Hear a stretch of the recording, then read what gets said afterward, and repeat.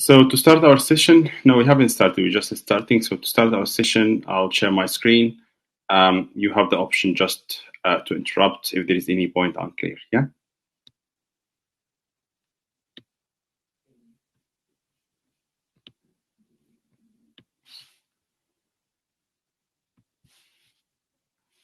Can you all see my screen?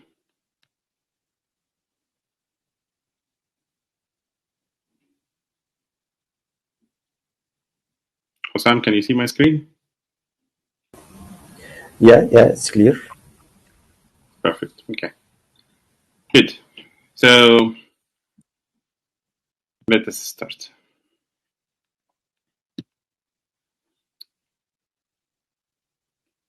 So basically this will be our first lecture about foot and ankle review.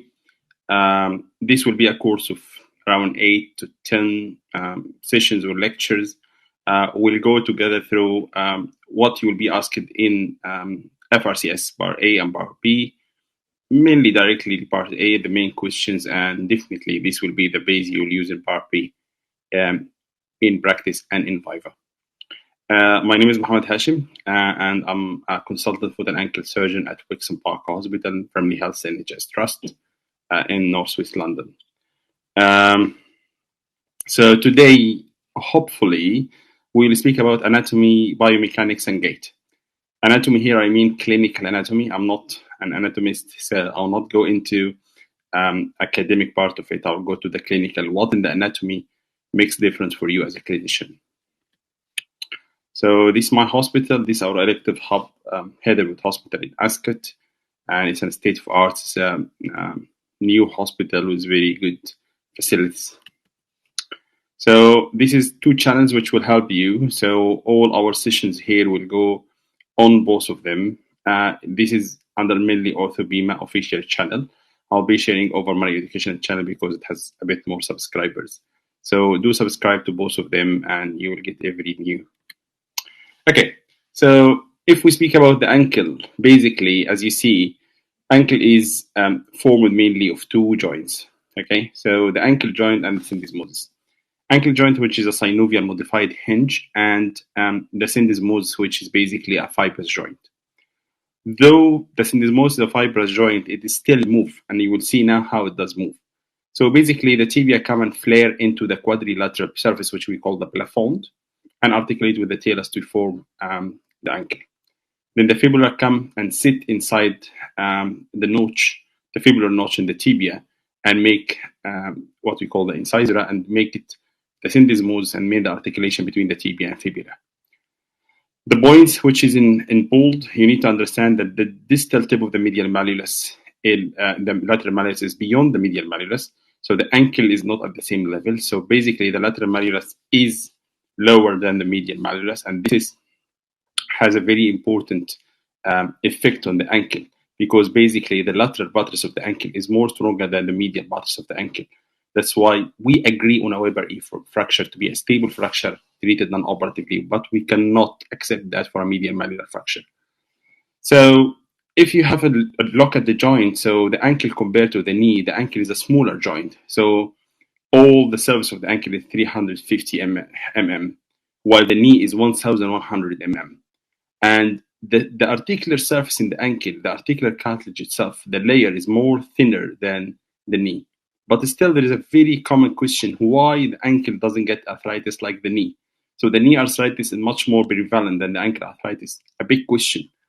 If the articular surface is thinner, if the surface area is smaller, so getting more loading, why the ankle is not like the knee in arthritis, and still the knee is getting arthritis much commoner than the ankle? And the answer basically that the ankle is a very congruent joint. So if you see the shape here, the ankle, as you see, is a whole box with very good articulation, very good configuration, conformation between the surfaces. And this is what makes no point loading in the ankle, which is not the case in the knee. In your knee, there is a point loading. So basically, when you put load in your knee, there is at certain point an tibiofemoral relation with a point loading at certain point, which makes the ruling after that with straightening and bending. So basically, the ankle is very conform. So the conformation of the surfaces is very good. So the surfaces are very well co-opted. So there is no point loading. The ankle is loaded as a whole joint with the whole surface. So no point loading. So the risk of getting arthritis is much lesser than the knee, because even the knee is bigger. But at certain point of loading, the knee will be loading at one point. So you load at one point medially, you load at one point laterally. You start with medial because the medial femoral condyle is much lower than the lateral. And then with moving the knee in any direction, you still change the point of loading between the femur and the tibia according to the rolling mechanism, but will end by your knee in all positions having a point loading. And that's why the knee is more commoner to get arthritis. And that's why the knee, the arthritis in the knee is mostly medial. That's why the medial compartment arthritis of the knee is the commonest area in your body to get arthritis, which doesn't happen in the ankle. But on the other hand, the ankle is very prone to get arthritis post-traumatic. Why post-traumatic? Because basically you change this conformation. So the idea of the conformation that the ankle is co-opted in this position, so it's fully smooth surface, conform surface. Once you change this conformation by any degree, you get arthritis. That's why the post-traumatic arthritis ankle is higher than any other joint in the body. And as you see, only 1 millimeter Taylor shift in your ankle will decrease the contact area by 42%. And it changed the whole conformation, lost the ankle, the most important point, make it less prone to getting arthritis. And that's why your ankle will get very commonly to get post-traumatic arthritis. And that's why reduction of the ankle, fixation of the ankle has to be perfect. You can accept tibia plateau with not perfect reduction. You definitely aim to anatomical reduction, perfect reduction. But if you don't get it in the knee, your patient will get arthritis on a long run. But in the ankle, if you don't get the ankle perfectly reduced with even 1 millimeter, he will get post-traumatic arthritis very quickly. I hope this point is very clear. If we go to the anatomy of the plafond itself, so you need to understand that the plafond is multiple columns: anterior column, medial column, posterior column, and definitely the fibula plays the lateral column.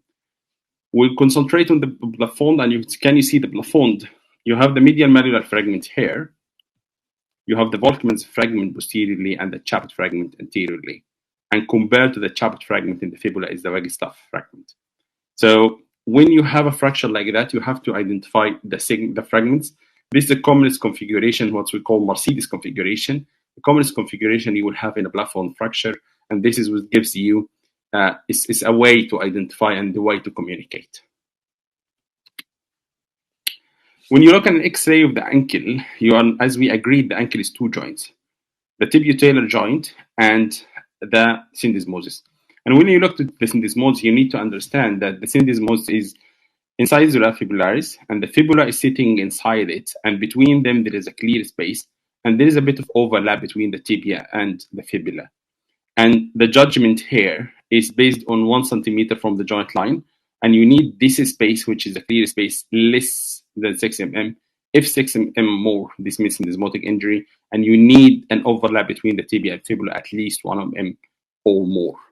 If these numbers are disturbed on a proper Mort's view, so you have a syndesmotic injury. Once, as we agreed, the ankle is a fully conformed surface joint. So any disturbance in this relation will end by disturbance in the clear spaces. You have medial clear space, you have superior clear space, you have lateral clear space. They should be all normal and less than 4 mm.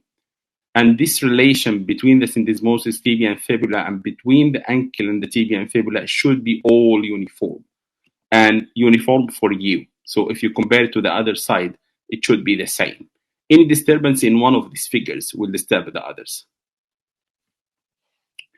And if we start to look to the ankle as a ligamentous structure, so regarding the syndesmosis, the first joint, the syndesmosis is maintained by 3 ligaments. So the anterior talofibular ligament, inferior talofibular ligament, or AITFL, and posterior inferior talofibular ligament, and the interosseous ligament and the interosseous membrane. So you have 4 ligaments controlling the movement of your syndesmosis: anterior inferior talofibular, tibiofibular, and posterior inferior tibiofibular, interosseous ligament, and interosseous membrane. And strongly, the most strong of them is the anterior inferior tibiofibular. But the most commonly injured one is the posterior. Why? So why firstly the anterior inferior tibiofibular is the strongest? Because basically because of the relation we said about the lateral malleolus is lower than the medial malleolus, your ankle tends to extend and rotate. And you basically, if you don't have enough movement in your ankle, you tend to extend and rotate your ankle to declare your ankle from the ground. So the main moment on the ankle is an external rotation moment. An external rotation moment ends by opening the syndesmosis from anterior. That's why your anterior inferior tibiofibular ligament is the strongest. Your problem is anterior inferior tibiofibular ligament is injured.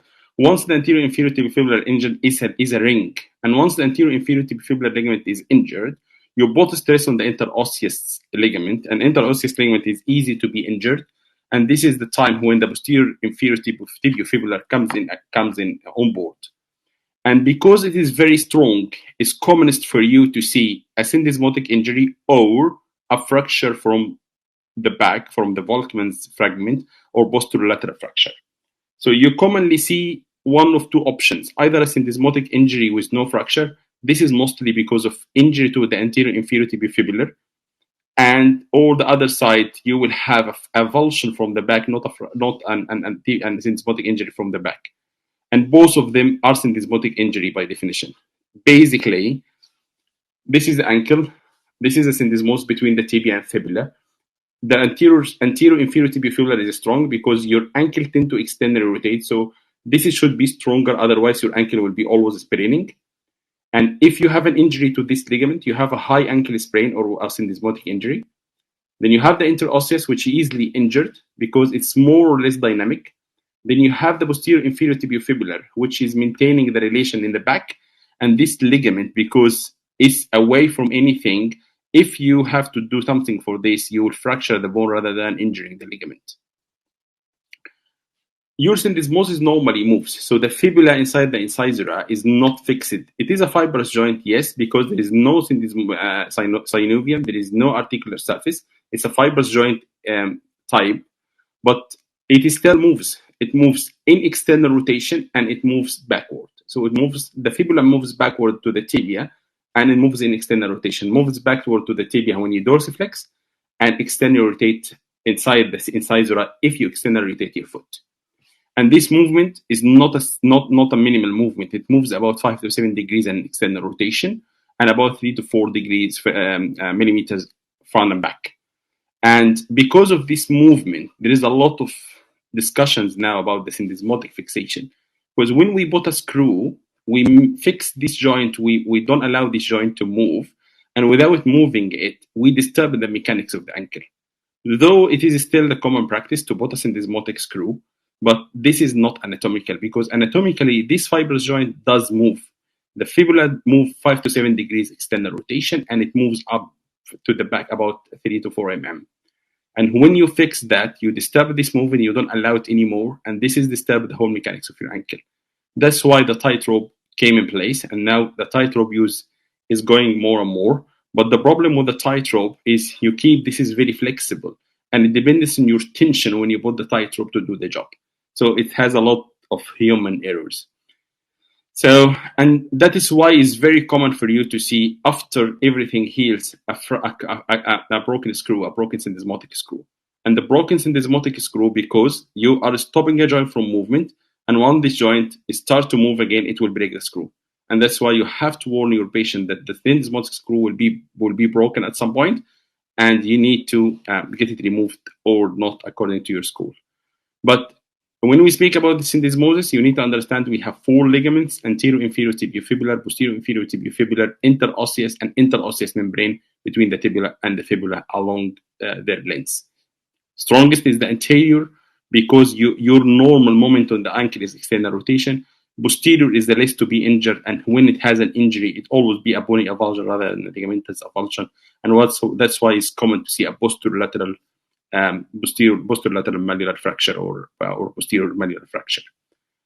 The syndesmotic joint is not a fibrous joint. It's basically, as we agreed, it has some movement, 5 to 7 degrees external rotation of the fibula inside the incisura, and posterior displacement about 3 to 4 mm. And when you fix this with a screw, you disturb the ankle mechanics. Though you give a chance for the syndesmotic ligaments to heal, you disturb the ankle mechanics, and that's why it's not an anatomical way of fixation. If we come to the second important ligament of the ankle, which is the deltoid ligament, which is the medial collateral ligament of the ankle, if you say. So the MCL of the ankle is a deltoid. Very strong, thick ligament. Has a superficial part and deep part. Superficial part is 3 bands, as you can see. So one from the tibia to the talus, one from the tibia to the navicular, and one from the tibia to the calcaneum. So tibio-navicular, tibio-talar, and tibio-calcaneal. And if you look carefully, you understand that the superficial part of the deltoid passes by 2 joints, the ankle joint and the subtalar joint. And that's why when the foot position gets abnormal, this deltoid is under a lot of stress. And when it's under a lot of stress and start to fail, this takes you to type 4, like bis planus, if we speak about bis planus. And on the other hand, this deltoid ligament is less commonly to injure than the lateral ligament, because basically the normal position of your ankle is to be in varus. So the normal you have 5 degrees. The normal you have 5 degrees of heel varus. You have arched foot, and that's why all your stress is always on the lateral side, not on the medial side. So actually, in the normal ankle, normal anatomically oriented ankle and foot, your ankle is in a bit heel is in a bit varus, about 5 degrees. And you standing on bit of arch. That's why the stress is more on the lateral more than the medial. So, and when you start to walk, the deltoid ligament plays a very important role in coordination of the movement between the ankle and the subtalar. So basically, when you walk and the deltoid passing by two joints, this makes some sort of relation between the movement of your ankle and your subtalar joint, and we'll come in details to this point. So you need to understand deltoid is a very strong ligament. It's controlling the medial side of the ankle. It has a superficial and deep part. The superficial part is tibio-navicular, tibio-talar, and tibio-calcaneal. It passes by 2 joints, the ankle and the subtalar. While the deep part of the deltoid is actually thickening of the capsule. And it has 2 parts only, as you see. Super deep anterior and deep posterior tibio-talar. So it's passed by only 1 joint, which is the ankle joint, and it's actually a thickening of the capsule of the ankle on the medial side. So when we come again to this point and explain the movement between the ankle and subtalar, we will understand why all of the deltoid is missed as a missed injury, why we have a lot of discussion about what we call deltoid spring ligament complex, because it's not acting alone. There is another ligament which is acting in the medial side of the foot, which is the spring ligament. So the deltoid ligament is very important. You need to understand this. You need to appreciate the parts of the deltoid ligament and to understand this configuration, especially the calcaneal one, if you see. So this is a supporting band, and you don't care about the numbers, about where is the center, where is it from the center of the movement. But the most important, you need to understand this is passed by 2, the superficial passed by 2 joints, and the deep passed by 1 joint. If you come to the lateral side, so as you see, so as we agreed, if you stand on your ankle, so normally what's happened, your ankle tend to go in. So you standing normally if you stand only static, about 5 degrees valgus, with any movement you do, your ankle invert into varus because of the tibialis posterior act. So always the tension while you are moving is on the lateral side. Some one of you will ask me a question. So we normally, if we examine the ankle and foot, we see the patient standing in a bit of valgus. Yes, statically. But this is not your position. When you're standing on 5 degrees heel valgus. But actually, with any movement you do, the tip will hold your ankle from valgus to varus. So the most of your dynamic position of the ankle is in heel varus. That's why the stress on your lateral ligaments of the ankle is more than the medial ligament. That is why commonly the lateral ligaments get injured, and you hear about lateral ligament reconstruction. You don't hear commonly about deltoid ligament reconstruction because the deltoid is not under constant tension when you walk or when you dynamically move. If you can come to the lateral structures, you have the anterior tibial ATFL, and you have the calcaneofibular. ATFL has two bands, superior and inferior band, and you have the calcaneofibular, and you have the posterior tibiotalar ligament. So anterior tibiotalar ligament with two bands, posterior tibiotalar and calcaneofibular. I'm sorry, I forgot to tell you one thing. The superficial band of the deltoid controls mainly the valgus movement. So exactly like the superficial MCL does. And the deep part controls mainly the external rotation. So if you want to stress the superficial deltoid, you put the foot or the heel into valgus, and if the ankle into valgus. And if you want to stress the deep deltoid, you put the ankle into external rotation. So this is care about the varus valgus movement, and the deep part cares about the rotation movement. If we come here, we have the ATFL, VTFL, and the CFL. So anterior talofibular, sorry, posterior talofibular, and calcaneofibular. The strongest of them is the posterior talofibular, but actually the one under a lot of stress is the anterior talofibular. Why? Because again, ignore when you're standing. When you start to walk, the first thing your foot does is to go in plantar flexion, and once it goes in plantar flexion, this both stress while you stress on the lateral side, this is stress the ATFL. حضرتك ماشي وحضرتك واقف، your heel is in valgus. اول ما بتبدا تمشي تيب بوست بتسحب لك الهيل دي انتو فارس، تحط لك ستريس on the lateral side، وانت ماشي اول موفمنت بتعملها هيل سترايك، بعدين بعد الهيل سترايك بتبلانتر فليكس، بلانتر فليكشن with varus equal stress over ATFL. And when it stresses the ATFL, this is the time when you get a lateral ankle sprain. Because ATFL is a weak ligament, easily to get sprained, and it is under tension when you're putting the heel into valgus, into varus with plantar flexion. The anterior talofibular, as you see, goes from the lateral malleus or the fibula to the talus. Two calicles, as you see, superior and inferior. Calcaneofibular, and this is an intra-articular. The ATFL is a thickening from the capsule. The CFL is an extra-articular one. CFL is very strong, and it does act in neutral dorsiflexion, not a dorsi or plantar, in just in neutral position, and if you do a varus inversion. So if we go to how we assess the injury to the ligaments, you assess the injury to the ATFL by putting the foot into plantar flexion, and you just do anterior drawer. And the CFL, you test the CFL when you put the foot in neutral, and you start doing a varus inversion. And you assess the TFL when you put the foot into dorsiflexion and do an anterior drawer.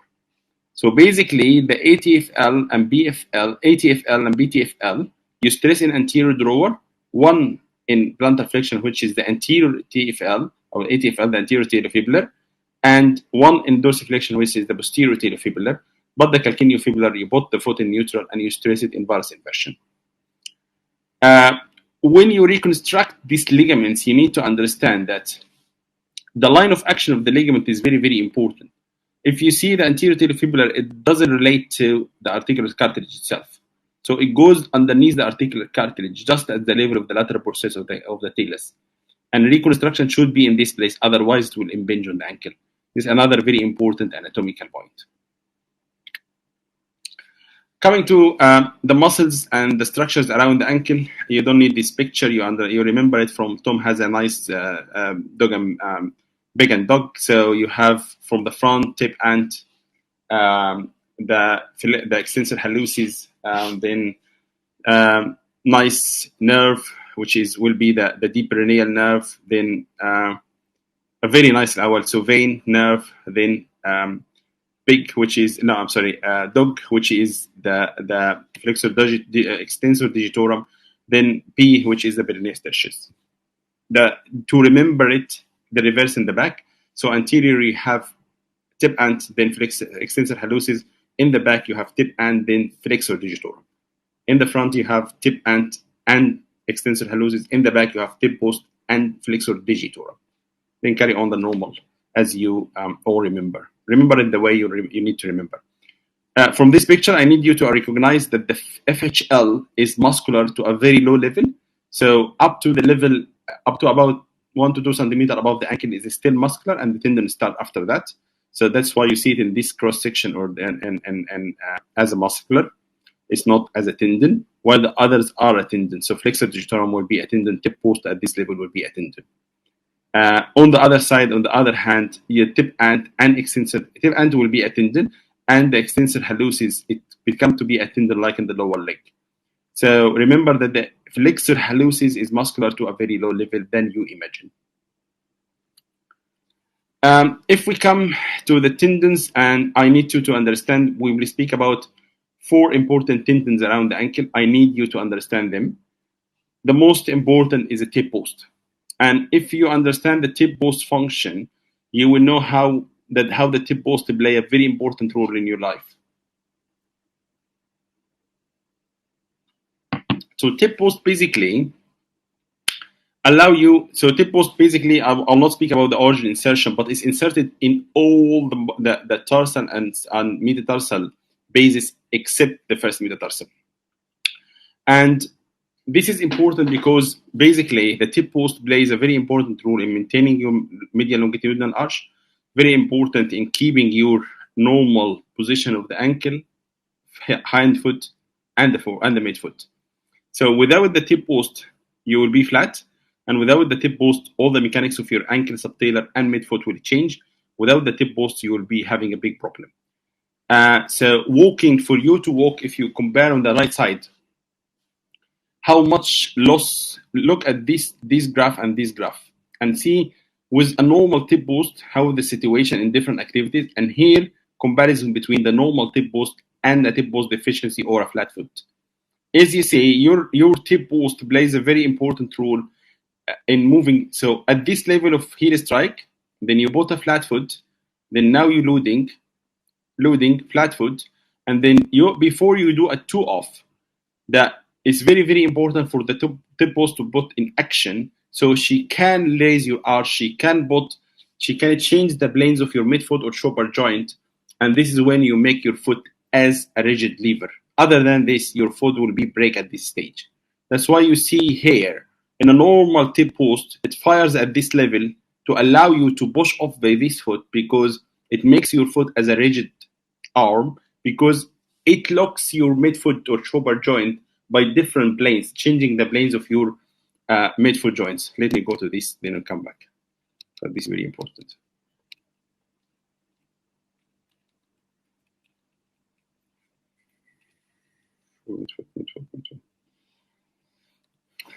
Yeah. So if you look in this picture, normally this is the shoulder joint or midfoot joint. This is the talonavicular. This is the calcaneocuboid. The normal picture when you are flat is 2 joints are at the same plane. Tip post, when you need to push off by your foot, it just pull on the navicular and this part of the midfoot. So it changes the plane of the talonavicular to the plane of the calcaneocuboid. And when they are in different plane, they lock the midfoot, so your foot become a rigid lever. So this you can push off with.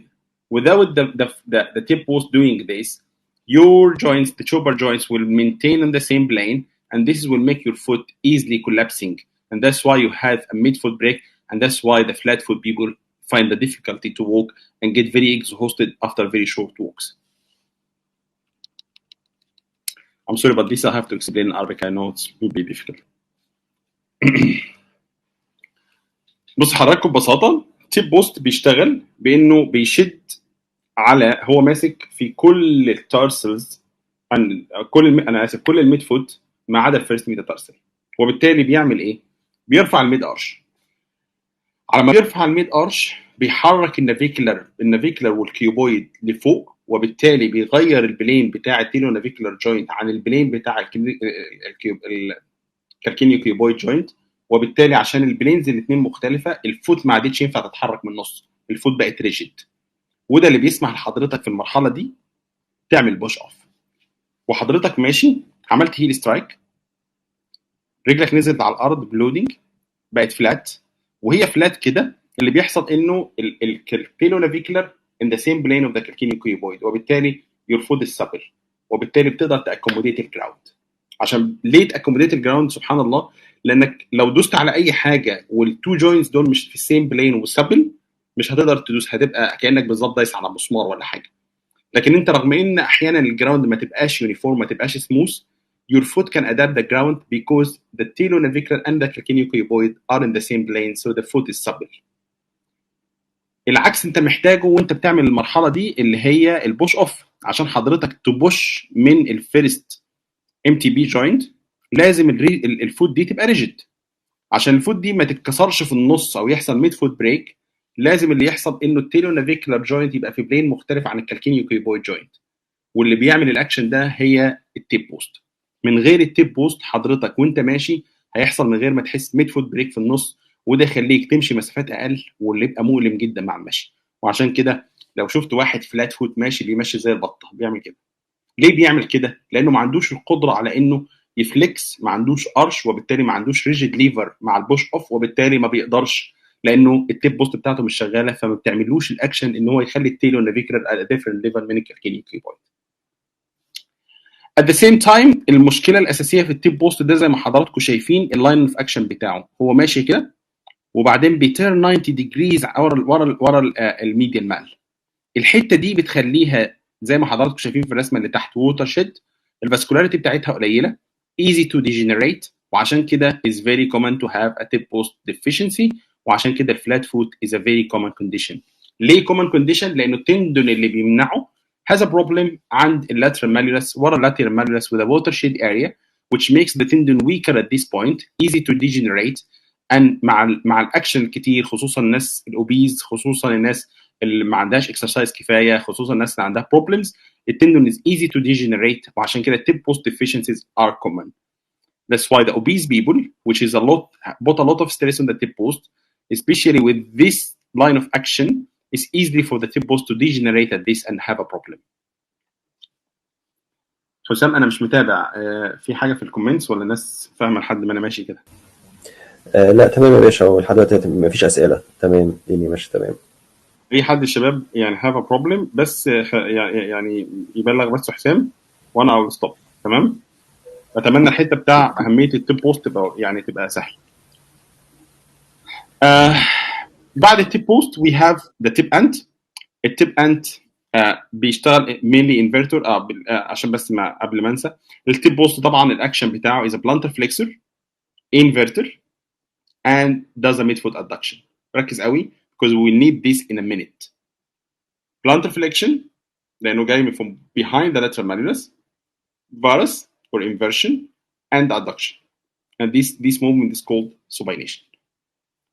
Keep this in mind in the background. So the tip post is the strongest inverter, inverts the hind foot, plantar flexes the ankle, and does a midfoot adduction.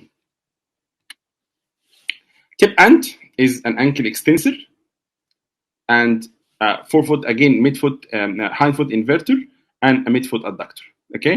tip post بس محتاج حضرتك تفتكر انه it wraps around النافيكولر وبتمسك في الاندر سيرفيس بتاع النافيكولر and the cuneiform, mainly the cuneiform. وبالتالي التيب اند بتشتغل when you put the foot into dorsiflexion. If you want to test the tip end and the tip post, basically with the tip post you need to put the foot into plantar flexion, and when you put the foot into plantar flexion, what you does you relax the tip post, and then the tip end is into action, and the other way around. If you want to test the tip post, put the ankle into dorsiflexion, so you relax the tip end, and then the tip post will be into action. Okay.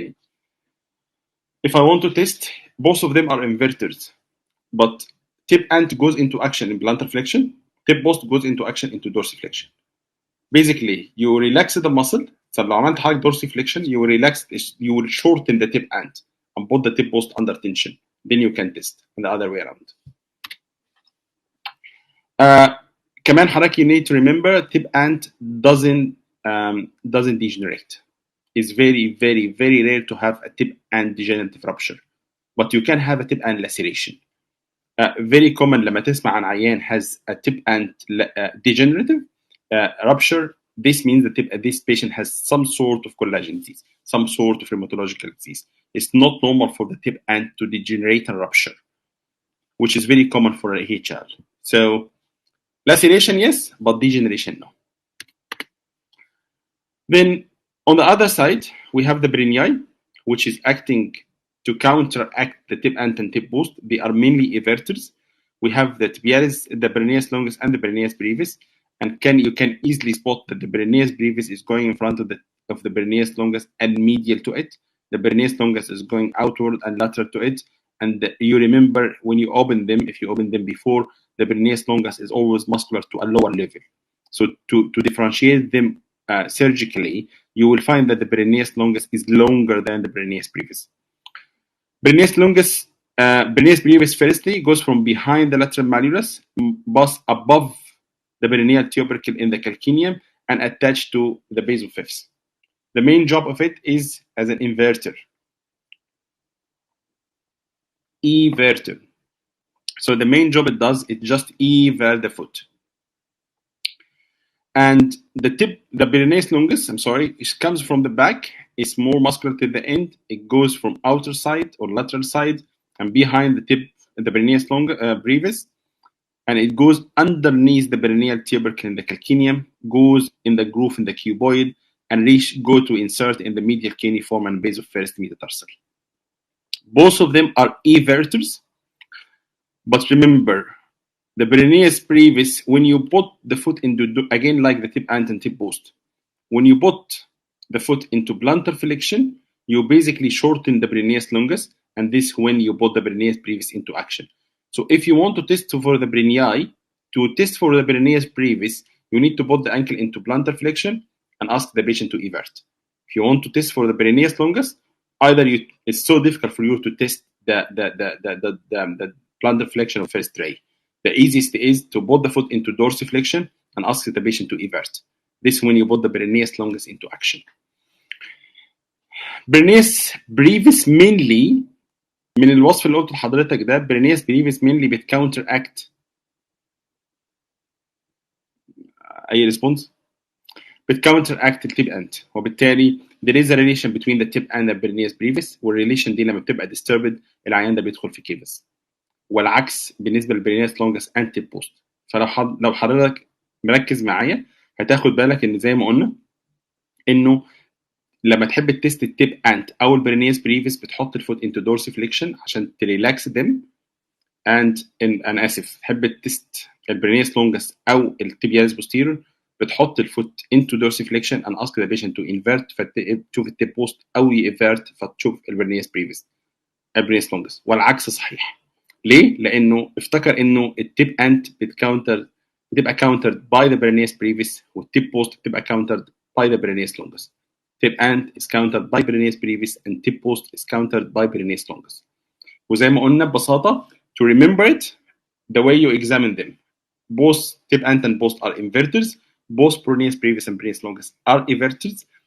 But to test them, you need to relax one muscle and put the other into action. If you dorsiflex, you relax the tip ant and the peroneus brevis, and you put the peroneus longus into action. And when you plantar flex, you put the tip post and peroneus longus, relax it, and you put tip ant and peroneus brevis into action.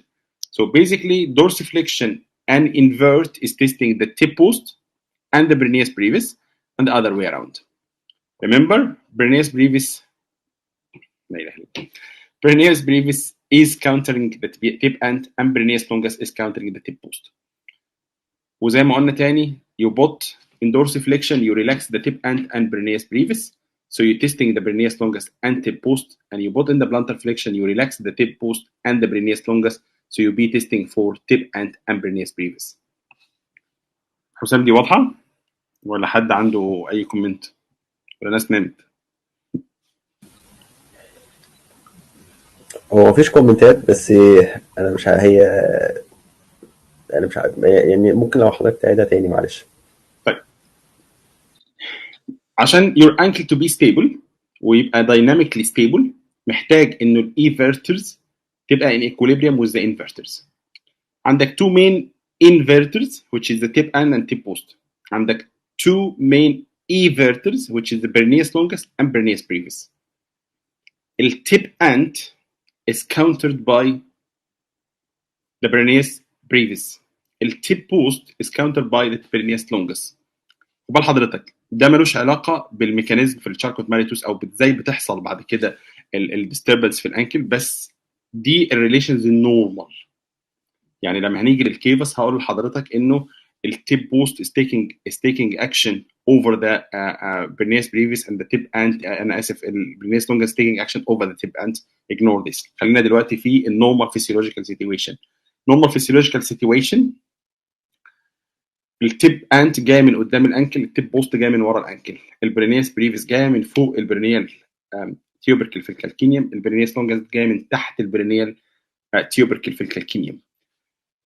البرينيس الانكل هو في دورسي فليكشن، التيب انت والبرينيس بريفيس ريلاكسد شورتند، فما ينفعش التست.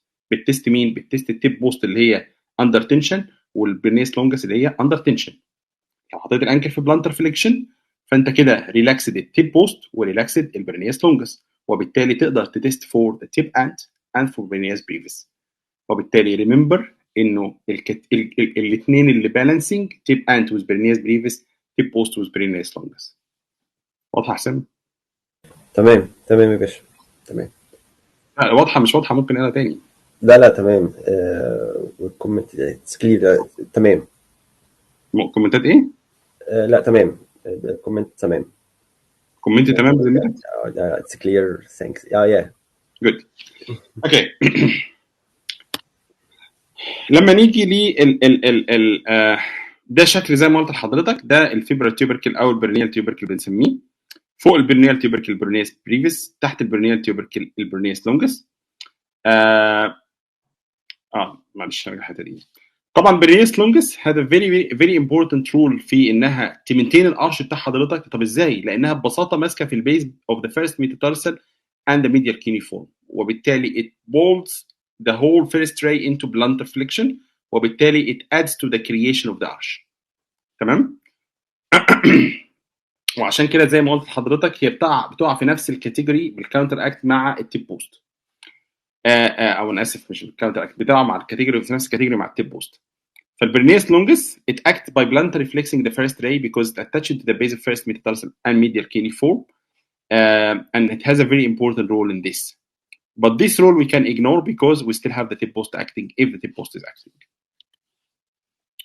زي ما حضرتك شايف زي ما قلنا كده الاميننس البرنيس بريفيس is above البرنيس لونجس is underneath.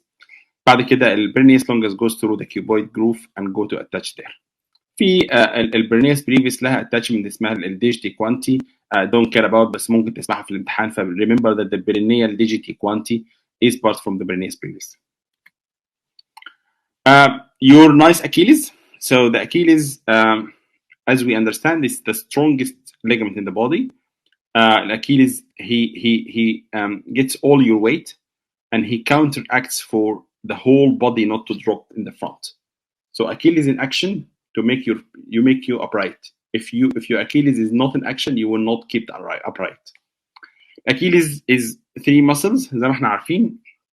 Mainly the complex بنسميها 3 muscles ليه؟ لأنه الجاستروكنيميوس has 2 heads.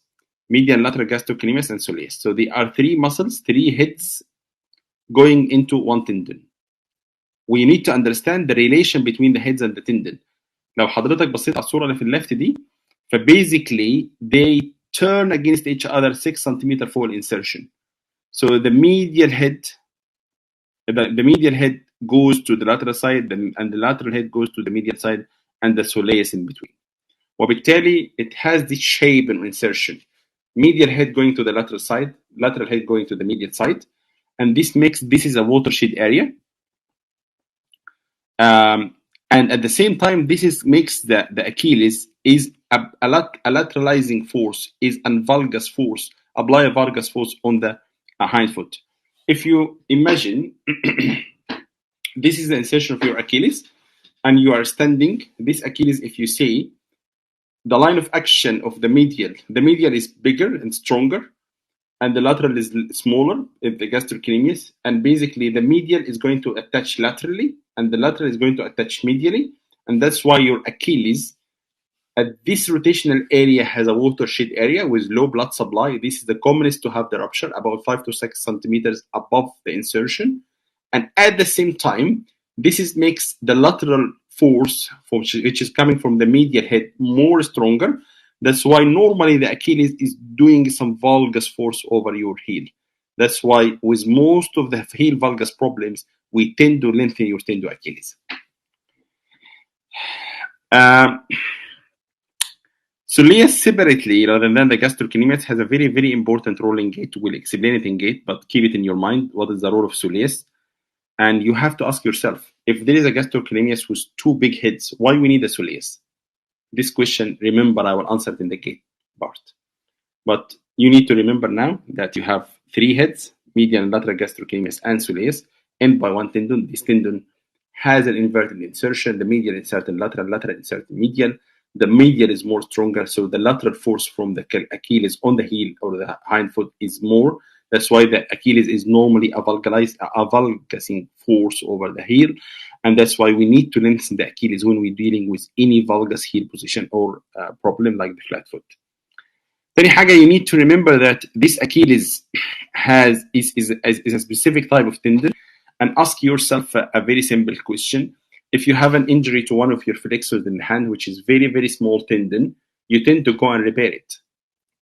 While if you have an injury to this Achilles, the huge tendon with a lot of stress, you sometimes treat it non-operatively. Very nice question. Ask it to yourself, and the answer simply is the type of the tendon. The flexor tendon in the hand is a sheath-covered tendon, and the sheath-covered tendon is a synovial sheath, has synovial fluid in it, and this synovial fluid makes the healing of the tendon much, much worse. And that's why the flexor tendons not heals nicely and easily. That's why we need always to go and repair them. While the Achilles is a paratenon covered, has a full layer of paratenon. This full layer of paratenon is a very good nutritional layer, and it's a very good conservative layer to the space. So when the paratenon is attached, even if the Achilles is ruptured, the paratenon still have the option to maintain the edges coapted. And even with a gap, it allows for a hematoma formation, granulation formation, and healing of the tendon because it has a good nutrition, good blood supply. So the difference between them, the flexor and extensor on your hand or your foot, are synovial sheath tendons. And this synovial sheath doesn't give a direct blood supply, but has synovial fluid in between, inside, which is against the healing of the tendon. That's why these tendons doesn't tend to heal conservatively. While in the Achilles, which is much bigger and in a lot of tension, a lot of stress, it is a paratenon covered, and this paratenon layer firstly maintain the tendon into aligned and maintain even if there is a gap, this gap is contained inside the paratenon. At the same time, the paratenon is very well vascularized and it's very have a very good nutrition, so it easily allow for a healing of the tendon even if there is a gap, but this ends by some lengthening of the tendon. That's why we can accept non-operative treatment of the Achilles, but we cannot accept non-operative treatment of a full rupture of extensor or flexor tendon in the hand or the foot. Again, Hassan, is it clear? Yeah, it's clear. If you look to the vascular supply to the Achilles, as you can see, so the Achilles is getting blood supply from the peroneal artery and from posterior tibial. Posterior tibial is covering up and down, and peroneal is covering the area of the watershed we spoke about. And as you can see, this blood supply is a bit of shitty blood supply with the mechanical position of the insertion. This makes this area very prone to be injured or to be ruptured. If you look to the insertion of the Achilles, you have a retrocalcaneal bursa, which is protecting the Achilles from rubbing against the posterior process of the calcaneum, posterior tuberosity of the calcaneum. And this is where it gets inflamed with Hagland deformity, which is abnormal prominence of this tuberosity. Then you have the subcutaneous calcaneal bursitis, which you tend to rest on it while you're sleeping. When you're sleeping, the subcutaneous calcaneal bursa is very important because it protects your heel from getting ulcerating. So you have a subcutaneous calcaneal bursa and you have retrocalcaneal bursa. And remember, you can easily differentiate between them. This will be at a lower level, just behind the posterior tuberosity. This will be at a higher level, above the posterior calcaneal tuberosity. Clinically, in the clinical session, I can show you how to differentiate between a Hagland and retrocalcaneal than a subcutaneous calcaneal bursitis. So these two types of bursitis are painful, are causes of the painful heel syndrome. This is retrocalcaneal and is a bit high above the calcaneal tuberosity and is very commonly to be there if there is a high gland deformity. And the subcutaneous calcaneal bursitis is commonly, especially with tight shoes, especially the people who do marches and military services and something like that. So there are two different bursa, which makes two different syndromes. If we come to the surface anatomy, I need you to remember nicely the anatomy of the subcutaneous nerves. So basically, your saphenous nerve just go in front of your medial mal. Be careful while you're opening your medial mal not to go so anterior, because you have the saphenous nerve and the great saphenous vein.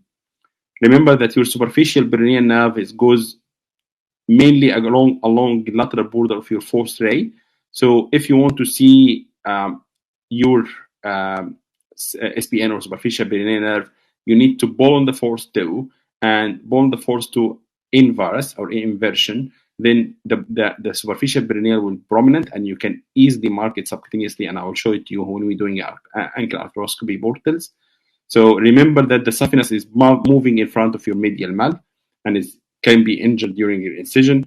Remember that the superficial perineal nerve comes from above and moves along the lateral intermuscular septum, comes superficially around the lower fibula and goes along the ankle lateral to the peroneus tertius, and then start to divide into branches, medial dorsal cutaneous and lateral dorsal cutaneous, and then the deep peroneal give the middle dorsal cutaneous, which goes to the first web space.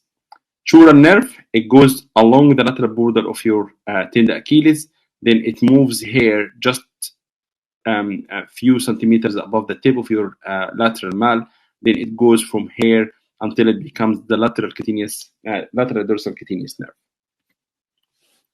nerve. If we come to the foot, so your foot is three parts: hind foot, which is talus and calcaneus; midfoot, which is navicular, cuboid, and cuneiformis; and forefoot, which is metatarsal and phalanges. Very important to remember this differentiation, because a lot of my terminology, the coming terminology, will be speaking about every part differently: hind foot, midfoot, and forefoot.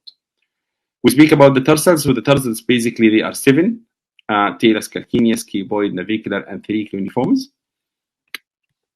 And remember that you have 3 columns of your foot: medial column, intermediate column, and lateral column. Medial column, which is the first ray. And remember, these have a very minimal movement, about 1.5 to 3.5 degrees of movement.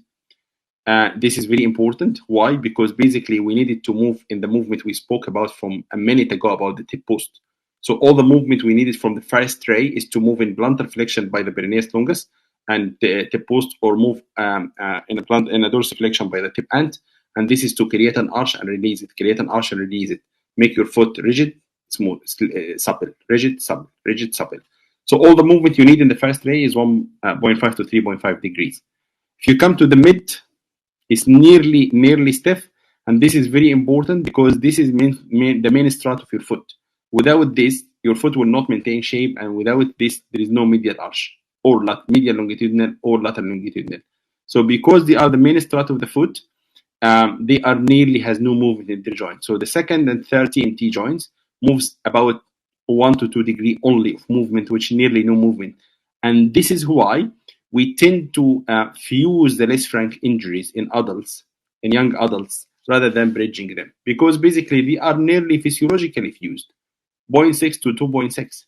And that's why if you come, if I say to you, if you are not a foot and ankle specialist, and I say to you, we prefer in young adults, especially in ligamentous injury, to fuse the less frank rather than fixing it.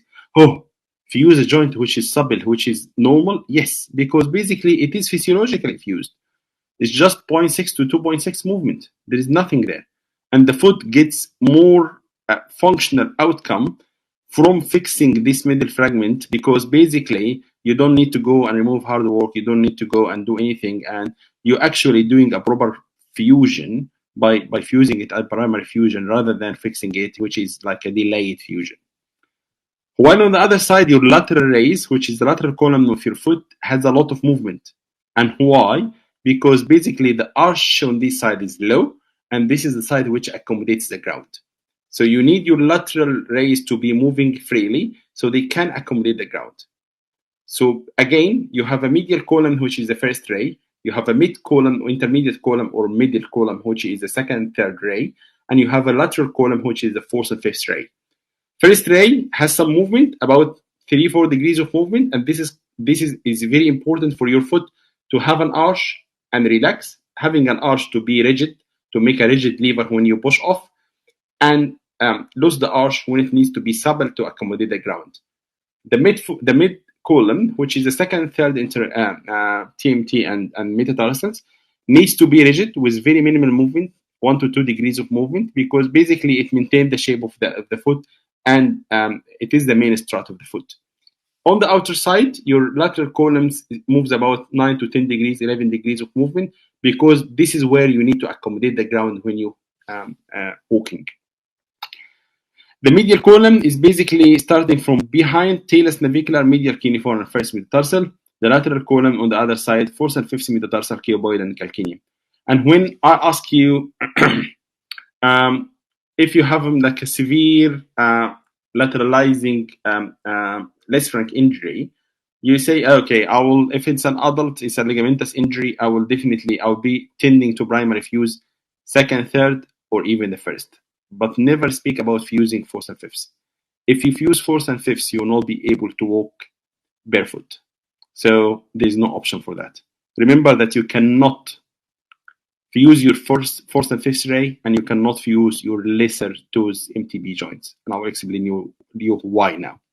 So basically, if you fuse the lateral column, there is no way for your foot to accommodate anything. It has a high medial arch, a low lateral arch, and they become fixed. Your foot will be like that. This is moving, very minimal movement on the medial side. Lateral is not moving, no way for your foot to accommodate the ground. You don't have any option except to have something soft under your foot, like insoles or soft trainers. You cannot walk barefoot because it will be very difficult for your foot to accommodate the ground. And on the other side, when you fuse this ray, which is the first ray or the medial column, you have to be very careful about where to fuse it, where to do a lapidus procedure, because if you fuse it in the wrong position, flexing, lowering the arch, you will end by flat foot, iatrogenic flat foot. So even if you have to fuse, you have to fuse it in this degree, which is 1.3 to 3.5, 1.5 to 3.5 degrees of flexion. So you maintain some sort of arch, but you still can fuse it because it is relatively fused, just have 3-4 degrees of movement. Second and third, you fuse freely because it's nearly fused. Fourth and fifth, no fusion. If you fuse them, even if you do something, you have to temporarily hold it and remove it later on, the metal work later on, because if you fuse them, you will not be able to walk normally.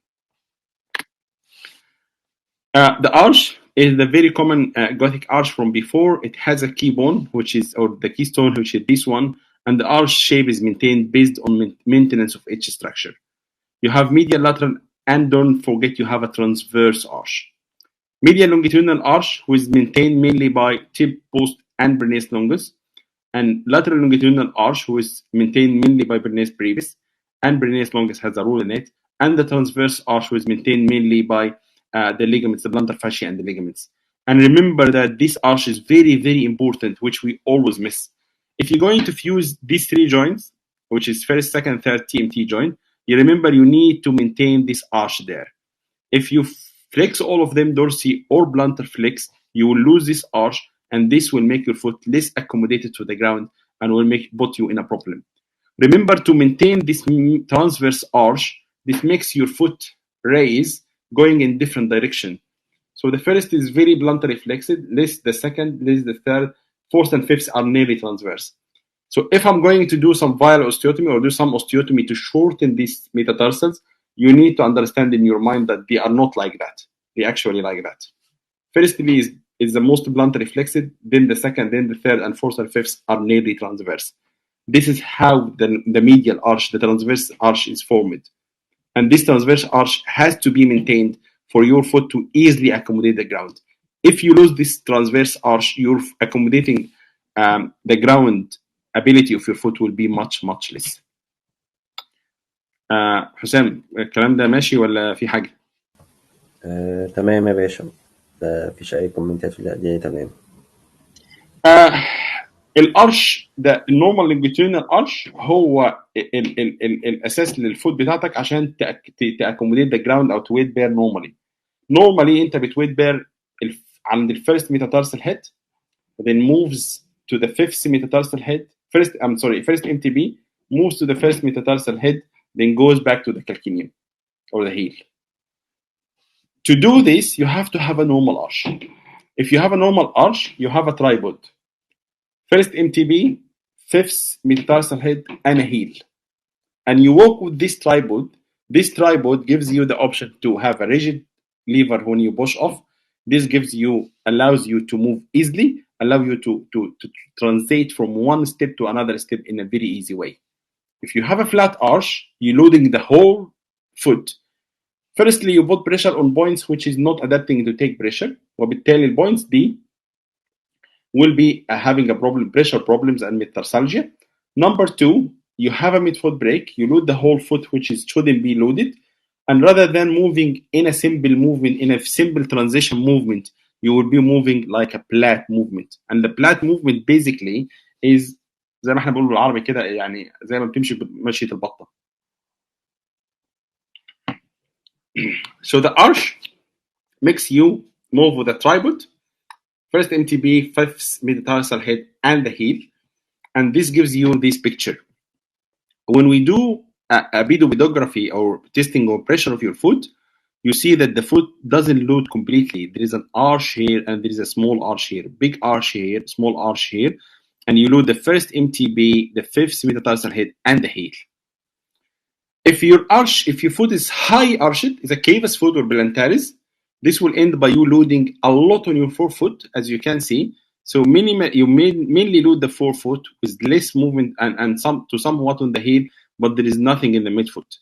And the other way around, if you have a flat foot, you'll be loading the whole foot as you see. These two are problematic, but if we come to the walking and gait, the flat foot is more problematic than the cavus foot. The cavus foot moves more quickly and less fatigability, but the flat foot, the patient will move with slower movement and more exhaustion and fatigability. So normal is the middle one, because this is because of your arches. If you lose any of the three arches, this is unfortunately a misconcept. So the people always speak about only the medial longitudinal arch, but this is not correct. For your foot to have the tripod, to load the 3 points which should normally load, you have to have the 3 arches maintained. So if you look in this picture, the medial longitudinal arch is maintained, the lateral longitudinal arch is maintained, and the transverse arch is maintained. If you lose any one of them, your footprint will not be the normal, so you'll be loading abnormal sides of your foot, which is not adapting to take weight, and this ends by a pressure point, and this ends by more fatigability and a slower movement. So the arches is there to give your foot a tripod shape, which makes you load less on the foot on a normal pressure areas, transit from one step to another step in very easy way by a rigid lever arm, and we will go through this in details in the gait one. So what maintains your medial longitudinal arch? The most important of them is the medial longitudinal arch. And to maintain the medial longitudinal arch, the key bone is your navicular, and the medial colon, as we agreed, is the talus, navicular, medial cuneiform, and first ray, which is the first metatarsal and the phalanges. For this medial longitudinal arch, you have a key bone, which is the navicular, maintained by 2 muscles, the tibialis posterior and the peroneus longus. Tibialis posterior is holding the navicular up, and peroneus longus is getting the first 2 down. So both of them are maintaining the same arch. With this dynamic, there is a static stabilizer of your medial longitudinal arch, which is the plantar fascia and the spring ligament. All the plantar ligament, but specifically the spring ligament, which is the calcaneonavicular, the plantar calcaneonavicular ligament, or the spring ligament, which is very, very, very important, and we'll speak about it separately in a minute. Your plantar fascia basically is a thick fibrous band starting from the calcaneal tuberosity and going in three it's 3 bands: central band, medial band, and lateral band. Central band goes to the middle toes, medial band goes to the first, and the lateral band goes to the fifth. So calcaneal tuberosity, where it's attached to, and then 3 bands: central band, medial band, and lateral band. Central band goes to the middle toes, medial band goes to the first, to the great toe, and lateral band go to the lesser toe. Where they insert, they basically insert into the plantar aspect of in the plantar plate of the first MTB and in the plantar aspect of the toe, and they do the very commonly called windlass effect. And windlass effect basically, if you remember الناس اللي تعرف الفلاحين، ف لو انت عايز ترفع جردل، كانوا بيعملوا ايه في الجردل ده؟ بيعدوه على بكرتين، والجردل ده ينزل يعبي حاجات، ينزل يجيب ميه من البير ويطلع. بيجيب ميه من البير وبيطلع ازاي؟ انت بتشد من الناحيه دي، والبكر ده بيخليه يعمل windlass effect من الناحيه الثانيه. The windlass effect in your foot happens around the MTB joint. When your toe goes up, the plantar fascia get into tension, get the immediate longitudinal arch. This is again is a main contributor in the gait. If you're walking, حضرتك عشان to walk, heel strike, loading, flat foot, then you do a push off. To do a push off, your first MTB has to extend. And for your first MTB, because the movement in the push off is not at the ankle, it's in the first MTB. When the first MTB extend, this makes the plantar fascia tense, and this is get the longitudinal arch formed, and this is makes your talonavicular in a different plane than your calcaneocuboid. This makes your midfoot rigid, and this is allows the whole foot to be as a lever arm for the first MTB movement. أنا قلتها 10 مرات. It's very very important لأنها هتدخل في كل حاجة. الويندلس افكت بتاع البلانتر فاشيا بيزيكلي فكرة البكرة بالظبط، زي ما قلت لك موضوع الجردل والبيت ده. The plantar fascia is in the plantar aspect, attached to the plantar plates and all the toes. When you tend to push off, you push off by your mainly great toe, and then start with the great toe, then go to the lesser toes. But if we speak about the great toe, you extend the great toe at the MTB joint, and when you extend the great toe at the MTB joint, you put the plantar fascia into tension, and when it is in tension, it pulls the medial longitudinal arch, create it, and when it creates it, it locks the movement between the talonavicular and calcaneocuboid, which make your foot as a rigid lever, so you can lever by your rigid foot and go and do a two-off. If the plantar fascia is not working, if the plantar fascia is not functioning well, is degenerative, ruptured, any problem, your midfoot, same as the tibialis posterior deficiency, will be breaking in a midfoot break while you're doing a push off, and this will make your walking less, more slower and more exhausting. On the other hand, remember that the plantar fascia is attached in the back to the Achilles tendon. So actually, it is a full complex. So the plantar fascia, 3-band, medial, lateral, and central band, and then they come to, as you see here, it doesn't go to the calcaneal tuberosity and stop. No, it goes and continue with the Achilles tendon insertion. And they are one complex. And that's why shortening in the tendo-Achilles or contraction in the gastrocnemius soleus complex deposits for plantar fasciitis. And it's a very, very common missed cause. You have a patient with plantar fasciitis, you treat for years and years and years, choke with therapy, giving him medication, non-steroidal, even some people do PRP injection, non-steroidal, and patient is not responding. Not responding because you didn't do a cervical coil test. You don't understand that the problem of the plantar fascia, it is in a lot of tension because the contraction of the gastrocnemius soleus complex or the idiopathic shortening of the tendo-Achilles, and the R1 complex. Plantar fascia is attached to the tendo-Achilles, and they all act as a one complex. If there is a contraction in your triceps suri or in the calf muscles, this will put plantar fascia under tension, and this ends by the plantar fasciitis. Remember, your plantar fascia is normally under tension because you normally have an arch. So the plantar fascia normally is under tension. That's why it's very common for the plantar fascia to have a plantar fasciitis, especially in obese people, cavus people, people who are long standing for any reason, their profession is long standing. And the problem with the plantar fascia is mainly insertional. So your plantar fascia is always painful here on the old days, what we call calcaneal spare and stuff. Calcaneal spare is the degeneration with calcification on it. It doesn't make any sense. It doesn't mean anything significantly. But there is a very common plantar fasciitis. The most common plantar fasciitis is insertional plantar fasciitis because basically this is the area with the maximum tension. So the 3 bands works together on this area, and this area is commonly to have the main tension, and that's why you commonly have the insertion of plantar fasciitis. Added to this area is the most watershed with less blood supply. So your plantar fascia is normally under tension. It's a fibrous sheath, central band, medial and lateral bands. They attach to the plantar plate and the plantar aspect of your toes with the toe extension at the MTB joint. The windlass effect happens and the plantar fascia tightens. And when it tightens, it creates an arch, and creating the arch locks the foot, and locking the foot makes it a rigid lever, and this allows you to toe off and continue your normal gait. It's commonly to have an insertional plantar fasciitis, and this is because this is the watershed area and the area with maximum tension. Number two, remember that the plantar fascia is one complex with your Achilles, so plantar fasciitis is commonly to happen with contracture of the gastrocnemius or shortening of tendon Achilles. حسام, we're going okay ولا في حاجة؟ I think we can carry on, yeah. There's a question, but I think it can be covered in another lecture. No, it's fine. The question, which is surgical option to correct the flat foot or maintain the medial arch. That's fine. Now, any question away from a point is unclear, I will answer at the end. Anyone feeling any point unclear, please stop me.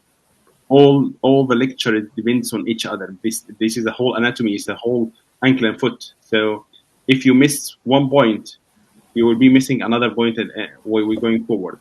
So please don't let me go forward unless you following me. Okay? Yeah. Write in the chat and Hassan will pass it to me. And unfortunately, I couldn't see any chat because the screen is just full screen. Okay, come to the talus. If we start to speak about the hind foot, you need to remember you have the talus and calcaneum, and the talus and calcaneum are very unique bones and have a very unique relation. So the calcaneum is different than all your bones. If you have a lock on it, it has a body and a neck and a head, and then a lateral and posterior process. They are not on the same line. So basically, the neck and the head are inverse. They are going a bit medial, projecting more medial, and the lateral process is projecting more lateral. Remember that is covered in 2/3 of it by cartilage. Head is completely covered, body is completely covered, lateral process is covered, and other than this, because it's mainly it's mainly a transmission bone. So all the job the talus does is to change the movement of your tibia onto your foot. So, and I'll explain this to you in details. So the talus is basically a hinge, basically مفصلة. اللي التالس بتعمله اسم مفصلة ما بين الموفمنت بتاع التيبيا والليج والموفمنت بتاع الفوت. There is no muscular attachment. Remember انه في البوستيريور process بتاعها there is a groove where the flexor hallucis longus pass, and the lateral tubercle is the common site for osteogonum. And that's why the osteogonum is also always lateral to the FHL. Remember انه البody is not uniform, it's trapezoidal, broad anteriorly. That's why when you put your ankle in dorsiflexion, you tension the ligaments around the ankle, and the ankle is more stable. And remember that talar neck connect the body to the head, and the talus had 3 fossae to connect to articulate with the calcaneum, posterior fossa, middle fossa, and anterior fossa. If you come to the blood supply, which is very, very important for the talus, so the main artery which supplies the talus is the artery of the tarsal canal, and this is coming from the posterior tibial. So posterior tibial give artery of the tarsal canal, anterior tibial give branches to the talar neck, and then give the artery of the sinus tarsi, anastomose with the artery of the tarsal canal, and this is where main blood supply to the talus comes. So as you see, posterior tibial, artery of the tarsal canal, and anterior tibial give artery of the sinus tarsi. They anastomose inside the sinus tarsi, and this is where the main blood supply of the talus comes. You have some perforator from the perineal artery. You have some supply to the neck from the anterior tibial, or the dorsalis beads actually. But the main supply is from artery of tarsal canal, posterior tibial, and artery of sinus tarsi of the anterior tibial. Remember إنه blood supply الكلمة دي مهمة قوي. Blood supply to the body is retrograde. how is retrograde? Posterior tibial is coming from the back, anterior tibial is coming from the back. How the blood supply to be retrograde? Yes, retrograde to the body, not to the talus. Because as you see, the artery of the tarsal canal, the anterior tibial, the perineal, the perforator perineal, the artery of the sinus tarsal from the anterior tibial, all are in front of the body. And they go through this vascular foramina in the neck and goes from the neck back to the body. That's why the body of the talus is the least supplied by blood, because it's a retrograde supply. And when you go up, so the top of the talar body or the articular surface is the least one with blood supply, because the highest point basically لو حضرتك تخيلت retrograde blood supply كل blood supply جاي من ورا من قدام لورا and it has to go up. فمن قدام لورا ده against the gravity, against the normal push, normal pressure inside the artery. Number two, it goes from down up against gravity again. That's why the top, especially the shoulders of the talar body, is the least supplied by blood. وده اللي بيخليك very common تشوف الهوكن sign when you have a talar fracture and start to revascularize. The revascularization goes to the least vascular area, which is the talar body, especially medial and lateral shoulders, and this creates the Hawkins sign. The second point, you need to understand that all the blood supply is mainly above the neck. And when you have a neck fracture, then this blood supply is badly affected. So artery of the tarsal canal, artery of the sinus tarsi, anterior tibial branches to the neck, perforator of the perineal artery are all on the neck of the talus. So with talar neck fracture, the blood supply to the talus is badly affected, especially the blood supply to the talar body, which is retrograde. In the X-ray, this is the talar body, this is the neck, and this is the head. It's easy to recognize this. Then calcaneum is another unique bone. Unique for the talus and calcaneum. Unfortunately, I don't have a model, but I have to show it in the model. If you have to hold the calcaneus and talus in your hand to understand the anatomy, how is the direction, how the neck goes in varus, how the calcaneum has a rotational surfaces, and how they articulate with each other is very unique. And this unique configuration of the bone and configuration of the articulation surface, what makes them transmit the movement, the rotational movement of the leg into rotational movement of the foot. It's not normal to move the rotational, they are different planes. Rotation of the leg in this way, and rotation of the foot is varus valgus, or varus eversion inversion. So the leg rotating internal and external, and the foot rotating in eversion inversion, and they are connected. How they are connected? By the unique configuration of the talus and calcaneum and the unique relation between them at the subtalar joint. So you have to hold the talus. If you have an option for a sawbone or something, of any of you who will be attending the Egyptian Orthopedic Congress, I will show them this in the workshop. You have to hold the talus in your body, in your hand. You hold the calcaneum in your hand and see the shape and how they are beautifully formed, subhanAllah, and how the articulation is very uniform. And because of the uniform shape and uniform articulation, the talus and the calcaneum are able to change the movement, the rotational movement in this plane, in the axial plane in the tibia, to a rotational movement in the coronal plane in the foot. So from rotation in the axial plane to rotation in the coronal plane, this beauty happens because of this special hinge, which is the unique talus, unique calcaneum, and the unique subtalar joint. So if you look at the calcaneum, it has a posterior facet, it has a medial facet, and it has an anterior facet. وركز معايا قوي في شكل الفاسد. So if you see the shape of the facet, you can easily recognize that the posterior facet is curved, and it's curved this way. So the movement it allows is in and out. So it allows eversion inversion. While the medial facet is this way, oblique way, so it allows to move up and down, and moving up and down gives you the movement of plantar and dorsiflexion. And anteriorly, the calcaneal process is oblique in this plane, so it allows the movement of the midfoot in and out. So 3 facets, every facet has a different configuration which allow a different plane of movement. Posterior facet, which is larger posterior facet, which is allows for movement, for transition movement mediolateral, which give you the movement of eversion inversion of the hind foot. Medial facet, which is in oblique position, allow the talus to move up and down on the calcaneum. Then anterior process, which allow this movement of the midfoot in and out. So 3 planes of movement, 3 different facets, every facet in a plane allowing a certain movement, eversion, inversion, up and down, and in and out. So basically, eversion, inversion is coronal, up and down is sagittal, and in and out is axial. So posterior facet allows you to move in a coronal plane, medial facet allow you to move in a sagittal plane, anterior facet allow you to move in an axial plane. And you see this unique relation there. For the talus, for the calcaneum to move under the talus, it never ever moves in one direction. That's why the subtalar joint doesn't give you eversion, inversion. It actually gives you supination, pronation. And we'll explain this in details. Why? Because of the orientation of the facets. It's not a one facet which allow a movement. It's actually three facets in three different planes given three different movements. As I told you, eversion, inversion in the posterior facet, flexion, extension, or up, down in the middle facet, and in, out, or adduction, abduction at the anterior facet. That's why your foot never move in one way.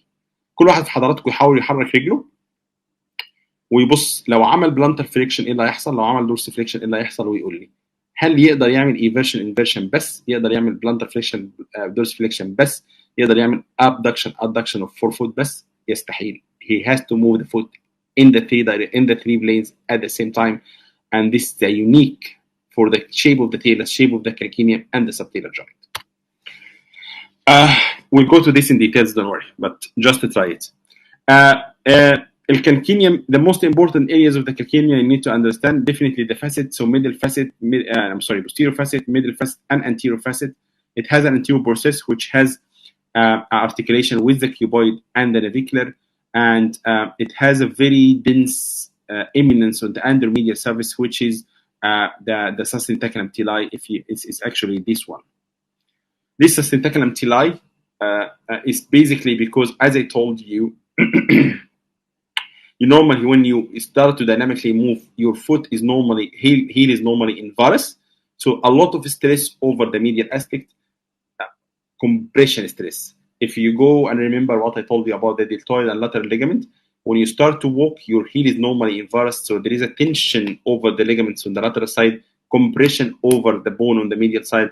That's why the sustentaculum tali is a dense sclerotic bone on the medial aspect of the calcaneum. Why?